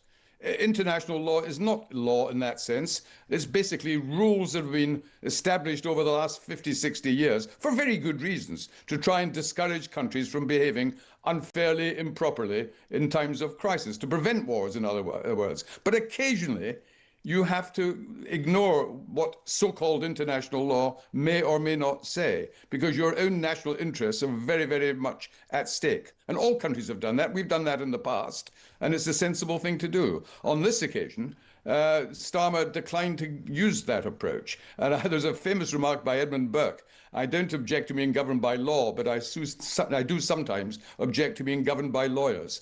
And I think this is what happened. This was my point.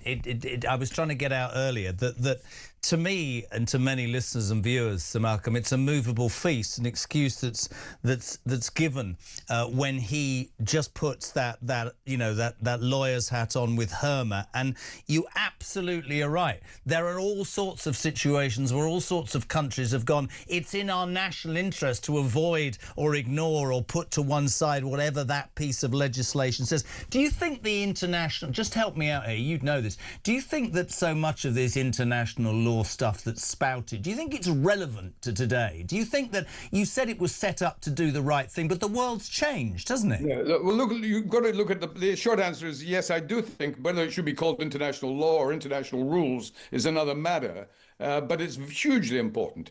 These were established after the Second World War to try and ensure there was not going to be a Third World War or other local wars of a totally unnecessary kind.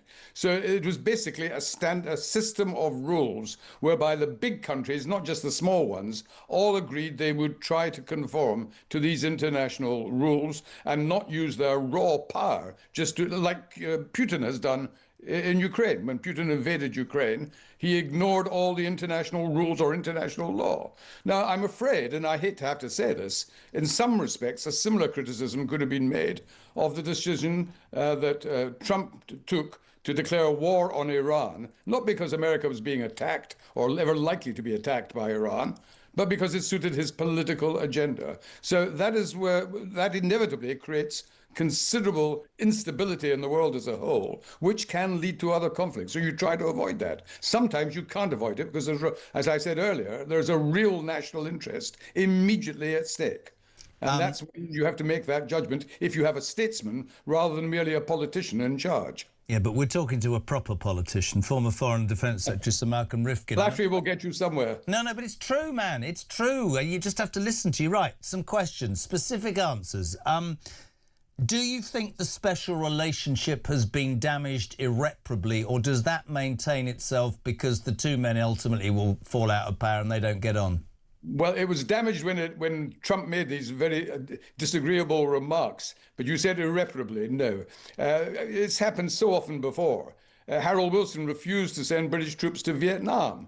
Rightly or wrongly, most people think rightly. The Americans were furious. They did not ultimately damage the special relationship. Margaret Thatcher, under whom I served, had a flaming row with Ronald Reagan when American troops invaded a small island in the Caribbean called Grenada, which was not only a Commonwealth country, but happened, although it was independent, still to have the Queen as its head of state.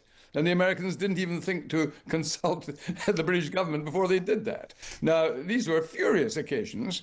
Reagan apologized. He knew he'd got it wrong. He'd mucked it up. He did apologize. He and Thatcher got on very well. Now, the fact that a conversation took place last night, you described at the beginning of this piece as a humble event, implying that Starmer had humbled himself. Not at all. Well, I'm sorry, the Daily Mail, the Daily Mail is not the font of all wisdom. No, it's as true. we know, they're trying to sell newspapers, and I know your programme is much more bound by integrity on these matters. Good man, Sir Malcolm. Let's get that on a jingle. No, Fantastic. right. Good man. So let me make the point. The point that the phone call was what two sensible people do when they've had a disagreement and they try to make up. I'd been much more shocked if there hadn't been such a phone call. And there is an additional factor here. The reason why American relations with Britain are going to be pretty healthy over the immediate future is, of course, because our king is making a state visit to the United States. And there's nothing that Trump would be more upset by if his own behavior led to the cancellation but I can say this with respect. I mean, and I love your opinion. You're an ex-politician. With or without now. respect, I don't mind. Well, so think that Labour MPs undoubtedly are demanding the Foreign Office postpones the King's visit, those who think the attacks are wrong. And bearing in mind we have a Prime Minister who, it will be fair to say, governs by trying to please all the people all the time and seemingly, to a lot of us, seems to alienate most of the people most of the time. Do you think that I don't know how to put this, but Keir Starmer as a person is very loyally. We had all the debacle of the last few years. I've described it as, I don't get the feeling as a voter that he's political, that he has antennae, that he has it in his DNA to make a decision. It's all focus group based and what that person tells him. I just don't think he's prime ministerial, Sir Malcolm. Well, I agree with a considerable amount of what you're saying. I think on domestic political issues, that is absolutely true, that he's shown lousy political judgment, hence the resulting 14 changes of mind that have had to be take place. So his political judgment has been very, very poor, because, of course, he was not a political animal. He was Director of Public Prosecutions until he joined the House of Commons already in sort of late middle age. So you have one, that's part of his personality. Whether he's the right person to lead the Labour Party, that's for the Labour Party to decide, and I'm not going to invade on that sacred territory. But what I would say is that until a few weeks ago, and I'm no friend of Starmer, but I'm trying to be objective here, Starmer's foreign policy was not that bad. He had developed a good working relationship with Trump, not easy, given how different they were in personality and background. And he'd also worked very closely and successfully with the French president, the Chancellor of Germany, on Ukraine policy, where Britain was continuing to carry out a very, very important role. It all then went very pear-shaped, first of all with the controversy over the Chagos Islands, which is turning out to be a very unwise decision. Quicker they drop that whole proposal, the better. And then the remarks in the last few days when Trump got very, very angry. So that is a spat. But we've been through spats under successive prime ministers, including our greatest prime minister, Churchill, who had many such rows with Roosevelt as to how to conduct the Second World War. Are you saying that Churchill was greater than Thatcher, Sir Malcolm? Outrageous. Well, if I have to make a comparison, I would say that Churchill was greater than Thatcher, and Thatcher was greater than all others that have come either before or since. I would agree. I wrote this down before my producer wrote down his question. And I objectively, you'll be able to answer this. One of the things that I have found has risen its ugly head, and it should have done over this crisis, is that successive governments, including Tory governments, and I'll be given all the stuff about Cold War and whatever, I think it's an utter disgrace that the defence of this realm has been hammered from the moment of austerity and all the way through. And we've fallen, it seems, to a point where I don't know whether we're not as secure as we once were, but when you hear stories of ships not being able to leave ports and aircraft carriers not up to the job and soldiers low in numbers on the ground, it seems very un-British, Sir Malcolm, doesn't it? Yeah, you're right, but let me just try and get this into focus, because you're absolutely right, and most of this is caused by inadequate resources, and yet there is an extraordinary paradox. The United Kingdom, at the moment, has the 5th largest defense budget in the world. There's 180 countries in the world. Only the United States, China, Russia, and we're very close to France. We're slightly ahead of France, have comparable defense budgets. So why is it that we have all these problems? And people then go behind that to find out the reason. And there's lots of reasons. Some of it is incompetence, some of it is waste, but I doubt if the Pentagon have a huge amount of waste as well. But the reasons that are relevant to the United Kingdom is, first of all, that the Treasury insist on including the budget for the Trident nuclear submarines carrying nuclear weapons into the defense budget. Now, that is somewhere between 15 and 20% of the budget, which cannot be used on a day-to-day basis for conventional conflicts, for frigates, for all sorts of things that you would normally spend the defense budget on. And that's a huge whack of the budget. The second is something which is even more important, but not often mentioned. The United Kingdom has always been determined in the way we use our armed forces, that we want to have the best ships, the best aircraft, the best military equipment that is available in the world to ensure that we win wars if we have to fight them.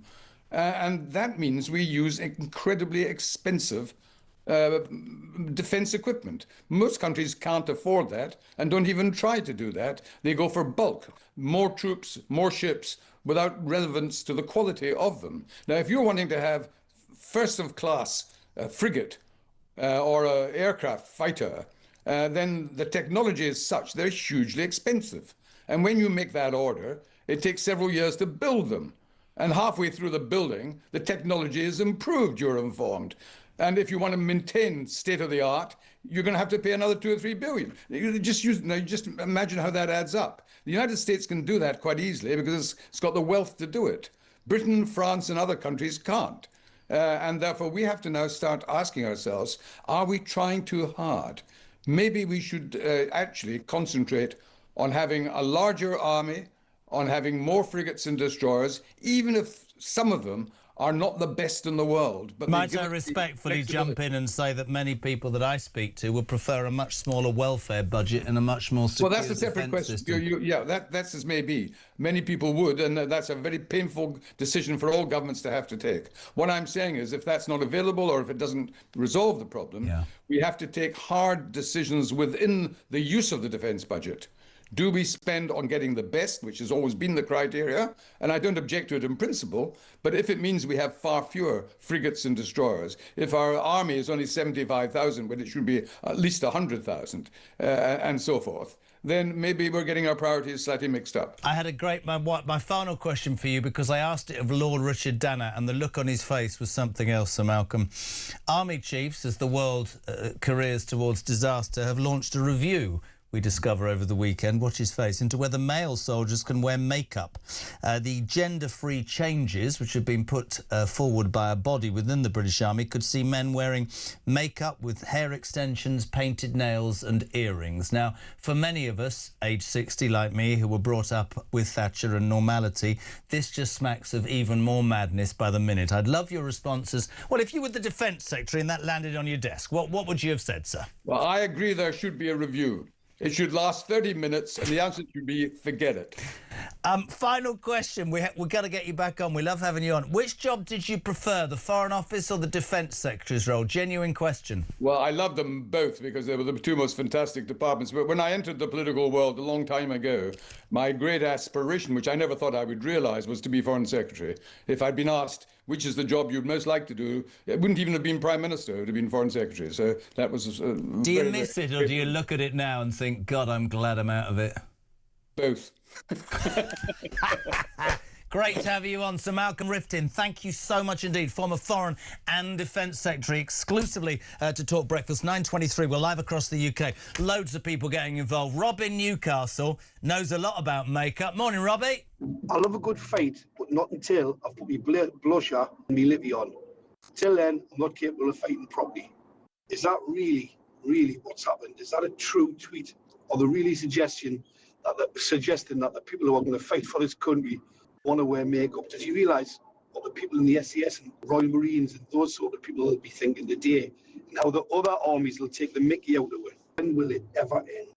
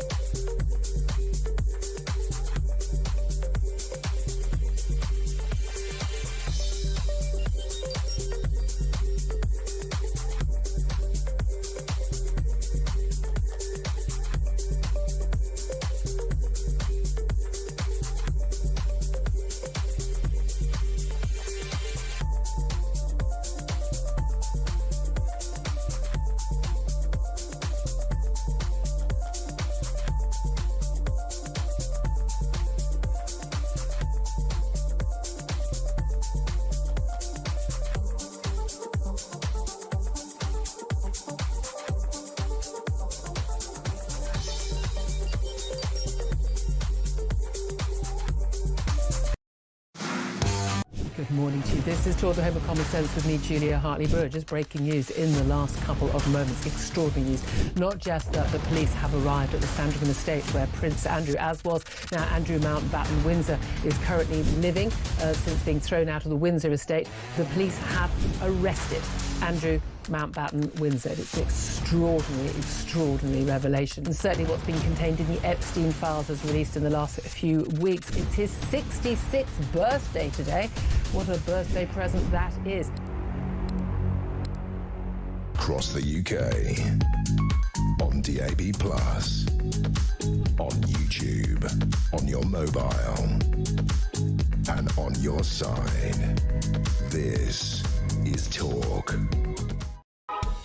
Welcome back. Listen, just to give you a bit more detail about a fantastic opportunity, a chance to win 2 hospitality tickets to the British Grand Prix. It is Sunday the 5th of July. I've been once. It's unbelievable. With the full racing green trackside experience. Seriously, this is you know when they say the trip of a lifetime? This is ultimate. I mean, exclusive grandstand seats at the Loop and Village Corners, inner track access. Honestly, you'll see the drivers arrive in the paddock. We'll throw you the bus to get you there. There's race simulators. There's live music. There's street food. Seriously, it's an open bar, for God's sake. What's not to like?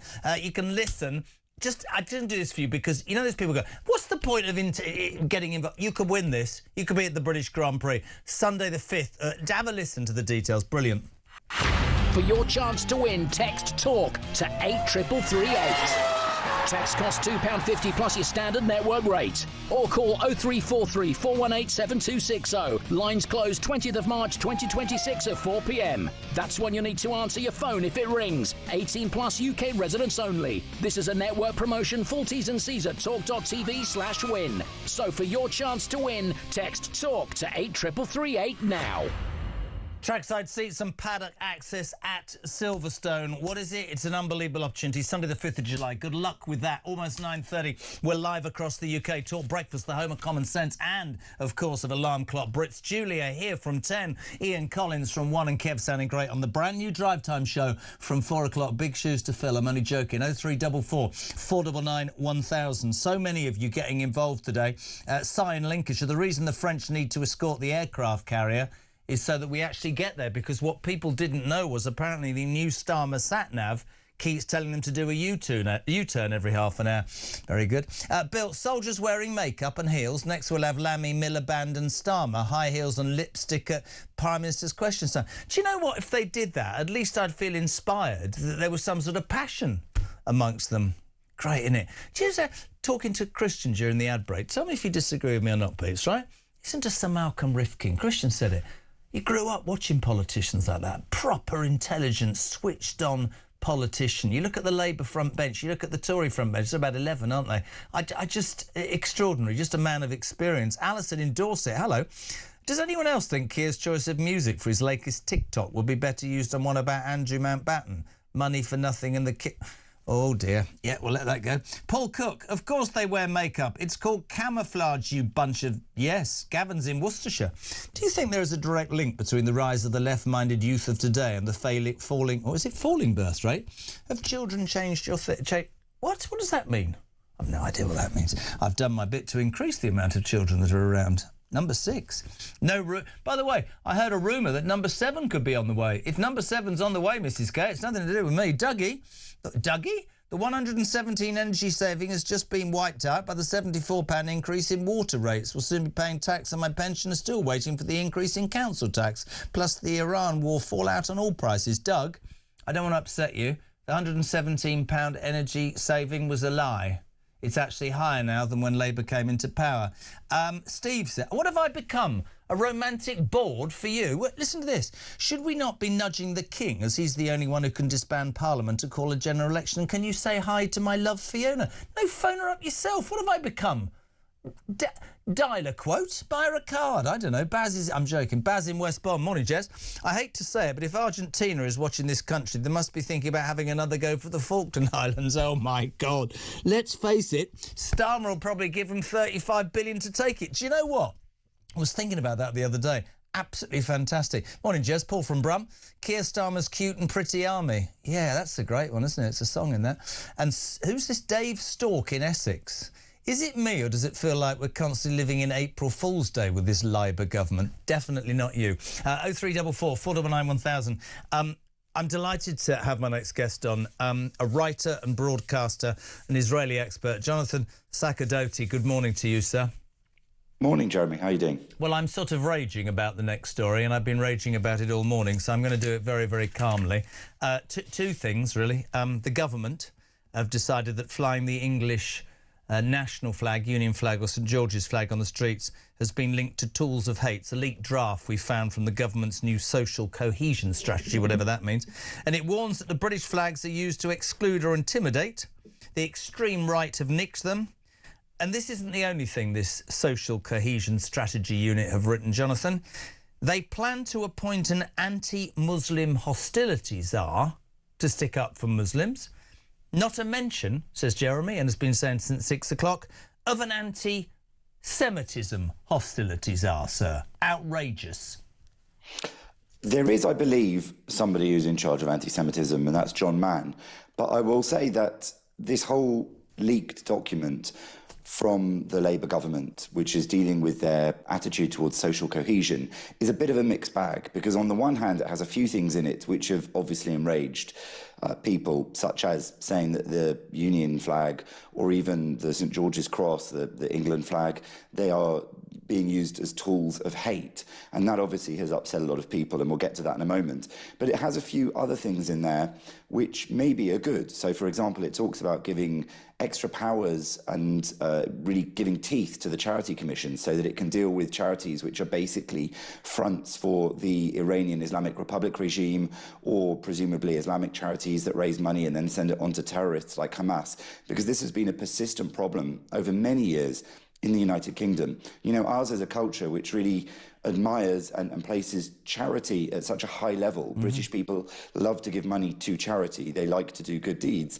And so the system was not set up to deal with people who are actually abusing that system and taking the money and sending it to terrorists deliberately, or people who are using the charity system in order to give a sort of veil of respectability to soft power of tyrannical, theocratic regimes like the Islamic Republic of Iran. So I think it will be good news if they do those things. But the bad news, as you point out, is the possibility that, say, an Islamophobia czar or somebody in charge of anti-Muslim hatred could in fact be a backdoor towards stopping people from criticising Islam as an ideology in general, especially in places where it's completely counter to Western or British values and culture. And I think that's the fear among people, mainly on the right, who say that it will be some way used to curtail our freedom of speech in that department. I don't think it's... I mean, I get where you're saying the right, but I would go further and say, and I've said it from day one, and I'm not just saying it to you, to me, any form of racism is abhorrent,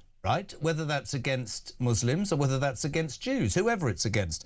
But it's an imbalanced playing field. Again, there are many people, Jonathan, in this country who feel, for reasons, whether we're talking about the lack of a national inquiry into the grooming gangs, whether we're talking about, you know, pro-Iranian hate marches, pro-Palestinian hate marches, but if you walk down the street with a Union Jack, the policeman says, can you take that down? There are many in this country who feel, as with so many things, that the deeds or the thought might be good, but we've gone too far in one direction to the detriment of everybody else. And I think, you know, let's be honest, if, quite rightly, any form of racism abhorrent, then why don't they do more about anti-Semitism? Is it because, I don't know, is it down to colour of the skin? What happens to the Jewish community? And I talk about it all the time because it matters to me. 240,000 Jews in this country must feel, look, there we are, people setting fire to the Israeli flag.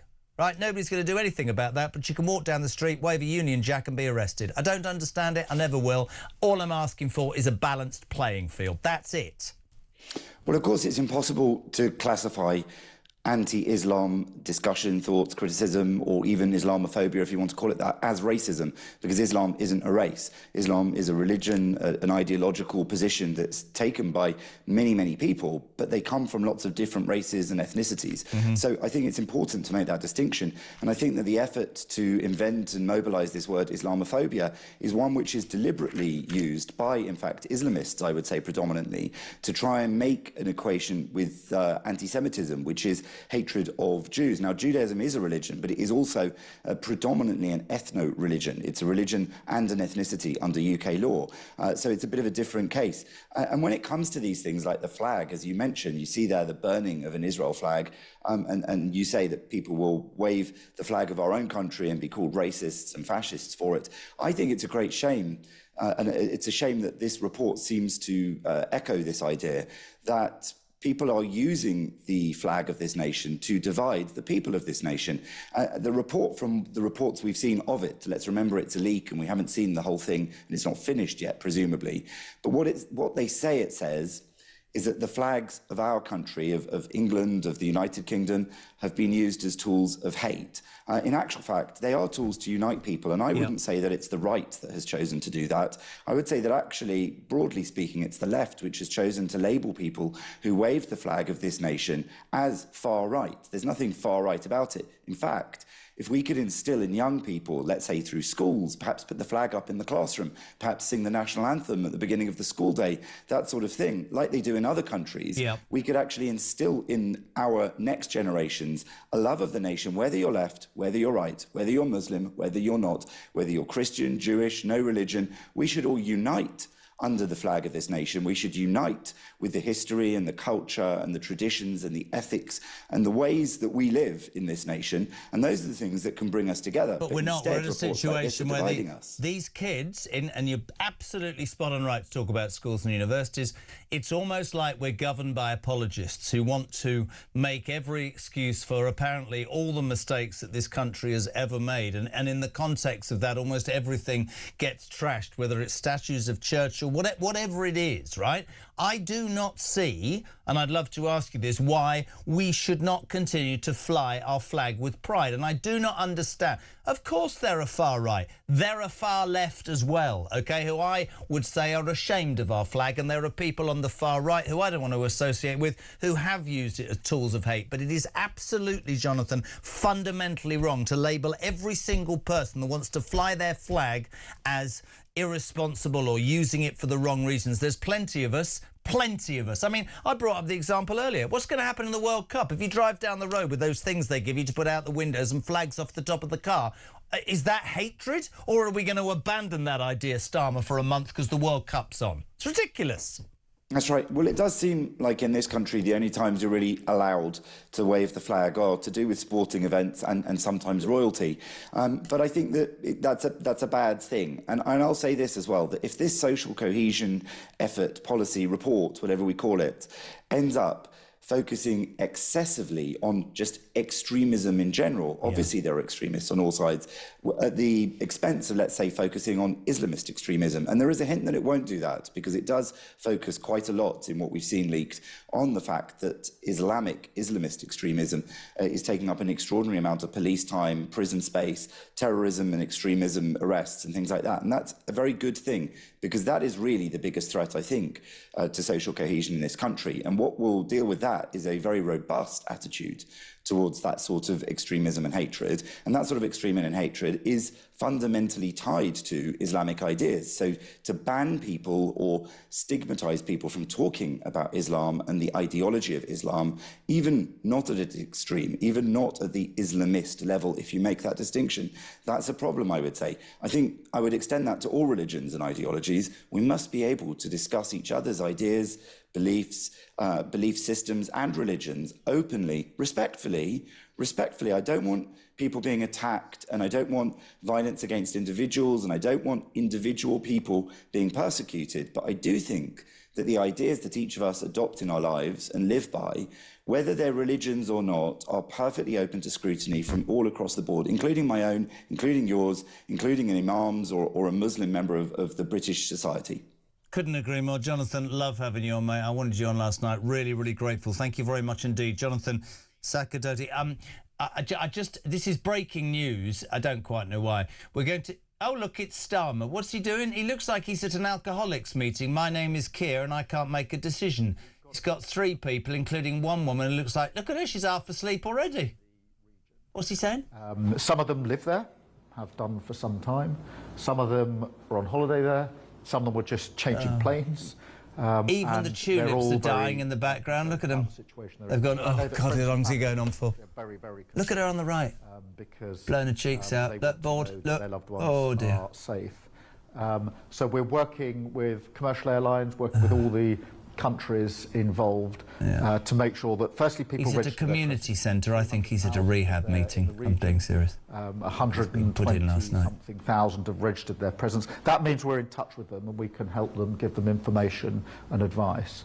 And where they want to come home, make sure that with commercial airlines and charter airlines, we're providing the means for them. This is the airline you organised that didn't take off. Because the airspace is closed in some places for some of the time, depending on the threat levels. But we got 35,000 back so far, and we're working, as you'd expect, looking very around like the clock, he's behaving himself, having been told off by Trump, doesn't he? Those operations. The third area I just wanted to address, because I think as we go into this sort of what feels like the second week of this conflict... Well, it doesn't feel like it's the second week. It's 10 days. You can't even add up. Well, that's happening out in Iran and in the Gulf states, but I can sense it's going to affect me back here in the United Kingdom. Well, you're the Prime Minister. The economy. We've done a lot of work recently on the cost of living, which we know... If he mentions breakfast clubs, I'm leaving. So many people across the country, and an anxiety about that. On the reassurance front, I think it is important just to remind ourselves that last time a conflict began to develop, which was 2022, in relation to Ukraine, the economy wasn't in a stable place, and inflation was 5% and rising. We've done a lot of work in the last 18 months to put some resilience in and make sure that we've got some headroom, which is basically some insurance within the economy, but also inflation is 3% and going down. So, it's not going down, you're lying, it's going up. Energy's going up. But the job of government is obviously biscuit's going to down, get ahead, inflation's going up. Corner, to work with others, and the Chancellor speaks. They've cut away from the woman on the right, she's passed out with bloody boredom. Have a look. We're looking cross-departmental within government, assessing the risks, monitoring, and talking to our international partners as well about what more we can do together to reduce the likely I had cancer once, and let me tell you, chemotherapy was more exciting than this. Can we go to an ad break? I'm bored now.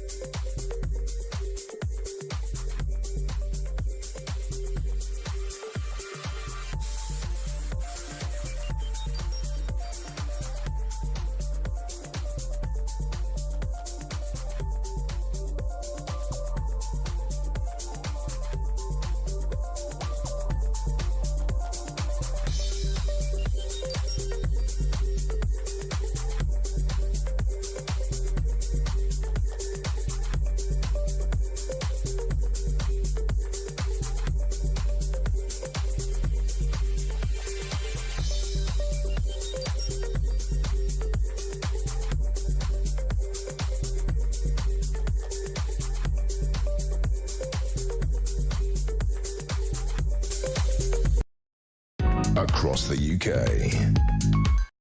on DAB+, on YouTube, on your mobile, and on your side. This is Talk. Right, I've woken up again because... Did you see the woman in that community centre? She literally went, oh, he is about as exciting as... I don't know, I can't be doing with it. 9:45. Hello to Richard from Gloucester. Dr Foster lived there. Don't say anything else. Good morning, Jez. As a veteran, my view is that when they ask soldiers they should be allowed to wear makeup, they'd get a resounding no. Unlike other sections of society, soldiers tend to have common sense. If the army allowed men to wear makeup and hair extensions, the enemy would die laughing, said Julia from North Hampshire, which could be a good thing, of course, Julia, because we haven't got any weapons, we've got no ships and we've got no tanks. Brad's in Bicester. Jez, remake-up on soldiers, are they also replacing a Kalashnikov with a handbag, possibly? David's deranged. He calls it a good show. Surely there's no international or other law that would have stopped the UK from sending our own ships to the Mediterranean just in case Cyprus ended up involved in the war. We haven't got any ships. Just so people just have a bit of an update. We had HMS Dragon, which is quite funny. If you imagine they want to dress soldiers in dresses, Dragon. But anyway, dragging your feet. It's still in Portsmouth, and the reason it's in Portsmouth, we exclusively revealed earlier, on Friday, union rules, well, not union rules, dockside rules rule that you have to go home at 5 o'clock. So I know we're potentially in a really... But you've got to go home and have a weekend because you'll get anxiety. The other one, the aircraft carrier, is knackered. So it's going to leave, although Trump doesn't want it, but it's got to be followed by a French ship in case it gets attacked. That sums it up. Hello. I don't know what to say anymore, Samara Gill. I'm going to give up. Yes, I think we all are. I mean, I was outside this weekend. You really need brave to thank person. You need to thank me. I stayed with Alex Phillips, our good friend. That in itself you deserve credit for. I do and you deserve survived? a medal. How's your alcohol intake? No, we're joking. There was plenty of G&T, but I was being very good. Likes to drink, doesn't she? She does, but she's such a fun time, and it was great up there. And we were also searching for her husband while we were at the RAF base. Sorry. So a drunken Alex Phillips went to RAF Fairford to look for a husband who didn't turn out to be any good because he had high heels and makeup on. Well, no, because the Americans were there. So it was obviously the Americans have co-opted that airbase and they She's are now using outside broadcast to try and get a bloke. She wouldn't be the first. She really wouldn't be the first to do that. I mean, I don't blame her. Who can blame the lady? There were lots of very sort of handsome US RAF, well, they weren't RAF, but they were Air Force people coming out of the base as we were there. So over in Fairford, over in Gloucester, Alex's end. And essentially I attended a protest which was anti the US helping us, and basically saying that the Iraq war, the overhang from that was scaring them. They didn't want the UK to be involved in any type of way. Let's have a look at what those protesters... So these people are against involvement, so they'd be pro-Starmer. They're pro-Ayatollah. Anti-Starmer still. Everyone was anti-Starmer. Pro-Ayatollah, who signed a 0 hours contract to be Ayatollah for a month, we heard earlier, because that's as long as he's going to last. Run the footage. That'd be nice. Hello. What's your reasoning to be here today? Because the US should not be trying to start another war for regime change in the Middle East when their record is so atrocious in this area. Great. And you? I'm here because I don't like bombing and I don't like indiscriminate killing. Yeah, well, I'm from the Revolutionary Communist Party in Gloucester, and we're basically here to show solidarity with anti-imperialist protests because, we've seen 30 years of America basically dominating the world, and as, things get worse for America, they're trying to get more aggressive. The Ayatollah, is he a good or bad person? He's a bad person as far as I'm concerned. Are you happy he's dead? I don't mind that he's been dead. He's one person. That's a terrible thing, but I'm saying that. I'm admitting it. What do you think about the death of the Ayatollah? Well, I mean, the Americans are trying to negotiate, and, they're not going to be able to because they've killed everyone who's come to the negotiating table. So in that way, it's bad. The Iranian state is very repressive, sure, but the real danger to the world, the real danger to people is America, is, American bombs. You can look at Libya, Palestine, Afghanistan, Iraq, right before. These are the real results of imperialism. Keir Starmer, what do we think? Keir Starmer is a waste of space, frankly. He couldn't run the DPP. How's he going to run the entire country? The Ayatollah may well have been a bad person, but killing him is no better. Two wrongs do not make a right, and the means cannot be used to justify the end.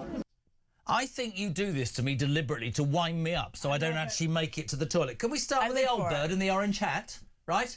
I hate bombing and indiscriminate killing. How do you feel about the Ayatollah? I'm glad he's dead. This is the people of Great Britain. What about that unwashed student? Did you hear him? Yes. America. The communist. America has caused... Do you ever want to say to these people, hold on a second, do you know that the Iranian regime has sponsored every terrorist group in the history of the world for the last 30 years? You know what I want to say to them? Oh, if you love the Ayatollah and you love the Iranian regime so much, go live there. Go and enjoy. I'm sure they'll embrace you with your communist manifesto and your keffiyeh that you wear around your neck. I thought that was Jim Broadbent from Only Fools and Horses. I thought it was him. What was interesting was there were a lot of Corbynites sort of Comunista types there that basically said, you know, Iraq, which, to be honest, a lot of those bombers did leave from that Fairford base to go and bomb Iraq back in 2004. They left from there, so they were very jaded by that position. But I think it takes, you know, half a brain to read an article and just see how different this geopolitical situation is. I just quickly want to at least give the other side. Oh, you can't at the moment because we've got some breaking news from the world's least interesting man. This is from Keir Starmer. Do you want to push the breaking news thing and make it bigger than it is? Let's just play the breaking news thing. Are we going to? No, we're not. Anyway, Keir Starmer. Oh, there we go. Breaking news. Okay. The longer the conflict with Iran goes on, this is from Keir Starmer, the more likely the impact on our economy. Whoa. He's warned whilst meeting 3 people in a rehab meeting somewhere in a prefab, we don't know where. Bombshell revelations. Very good. Sorry. Very good. Very good. Is he about 3 weeks / at least 3 days late to the news? Like, did he actually properly take the weekend off as Prime Minister and just not read a paper? I don't work on a Friday. Right, back to your package. Look, I actually did speak to some patriots. There are a couple of them there, and they, you know, as the US military was coming out of the base, those Corbynistas were booing, spitting on them. This is not how we greet our US counterparts. So I did speak to some patriots. Let's roll the clip on what they had to say. So what brings you here today? There's a small counter-protest. Hello. So we didn't really have any time to arrange anything. Like, we just come, we sit in the newspaper, and we come down here to stand against this for the military base, really. You know, unfortunately there is a war going on. We don't like people being killed or anything, but at the same time those people should be free. And we just don't think they should be up here being a pain like they are, and we're just being patriots and showing support, which the soldiers have actually loved. They've come by and they've put their thumbs up. You know, I just don't want them to feel unwelcomed by. So they're giving us a thumbs up as they come out, but unfortunately a big lack of support from that side at the moment. They've been very aggressive, swearing at them, and they howled. Was you hear them when they were swearing at them? Yeah, they were. And then they bring these signs into the road. They tried just about to undo our flags over there, and the police. They tried to undo the flags. Yeah, there's an anti-Semitic element to this all, don't you think? I mean, I'm seeing a lot of kefirs, scarves, and people saying Benjamin Netanyahu should be in jail. Oh God, I just fed up with them. I think they just are an absolute nuisance, if I'm honest. Yeah. What brings you here today? Literally to promote them, support them. You know, we all have opinions, which, you know, we try to respect each other, even though some people find that hard. But we are literally here today to support the military. Yeah. And what they do, and they're looking after us. Thoughts on Keir Starmer? Oh, don't go there. He's definitely not no Winston Churchill, is he? Yes, famous words of Trump now, yeah. Brilliant.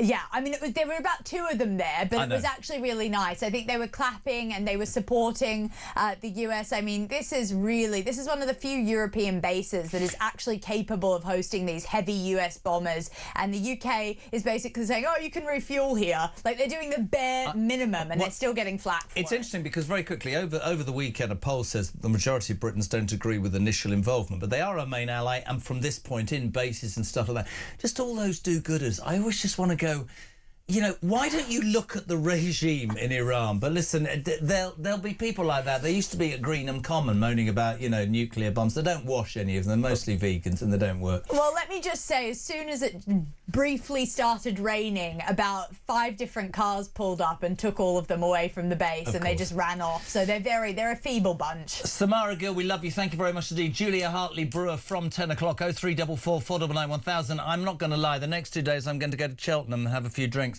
I'll see you Thursday morning at 6 o'clock at your place. Mark Dolan. Is it Mark Dolan for the next 2 days? That'll be brilliant. Have a great time. Julia's next on Talk. Ta-ra.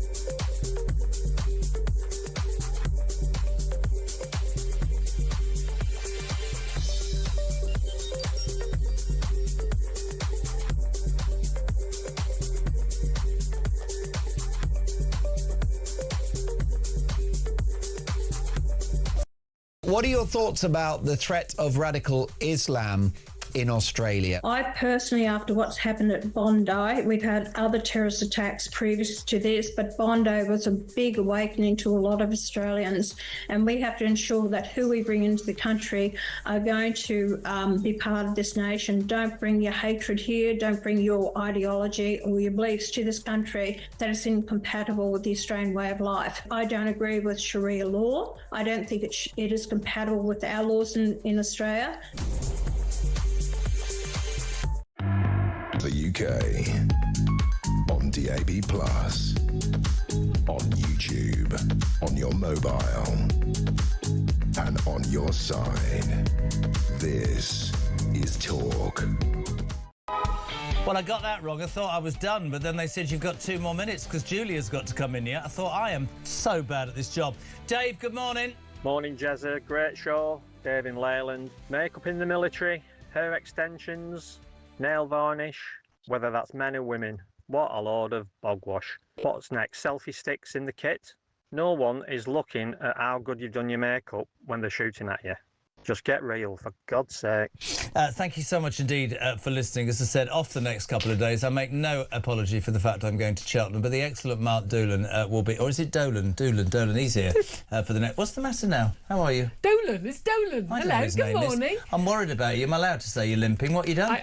Oh, no, I've just been skiing, but I had a problem before, and I've got a black eye, which Marta in makeup did an amazing... You've got a black eye? Did an amazing Do you want to talk job about on. this? In my old day, I'd have put you on chair and go, let's get the husband on the Jeremy Kyle show that way. No, I mean, Did you fall over? About it. The Daily Express wrote something about this. No, Bless. So you've done your leg and done your eye.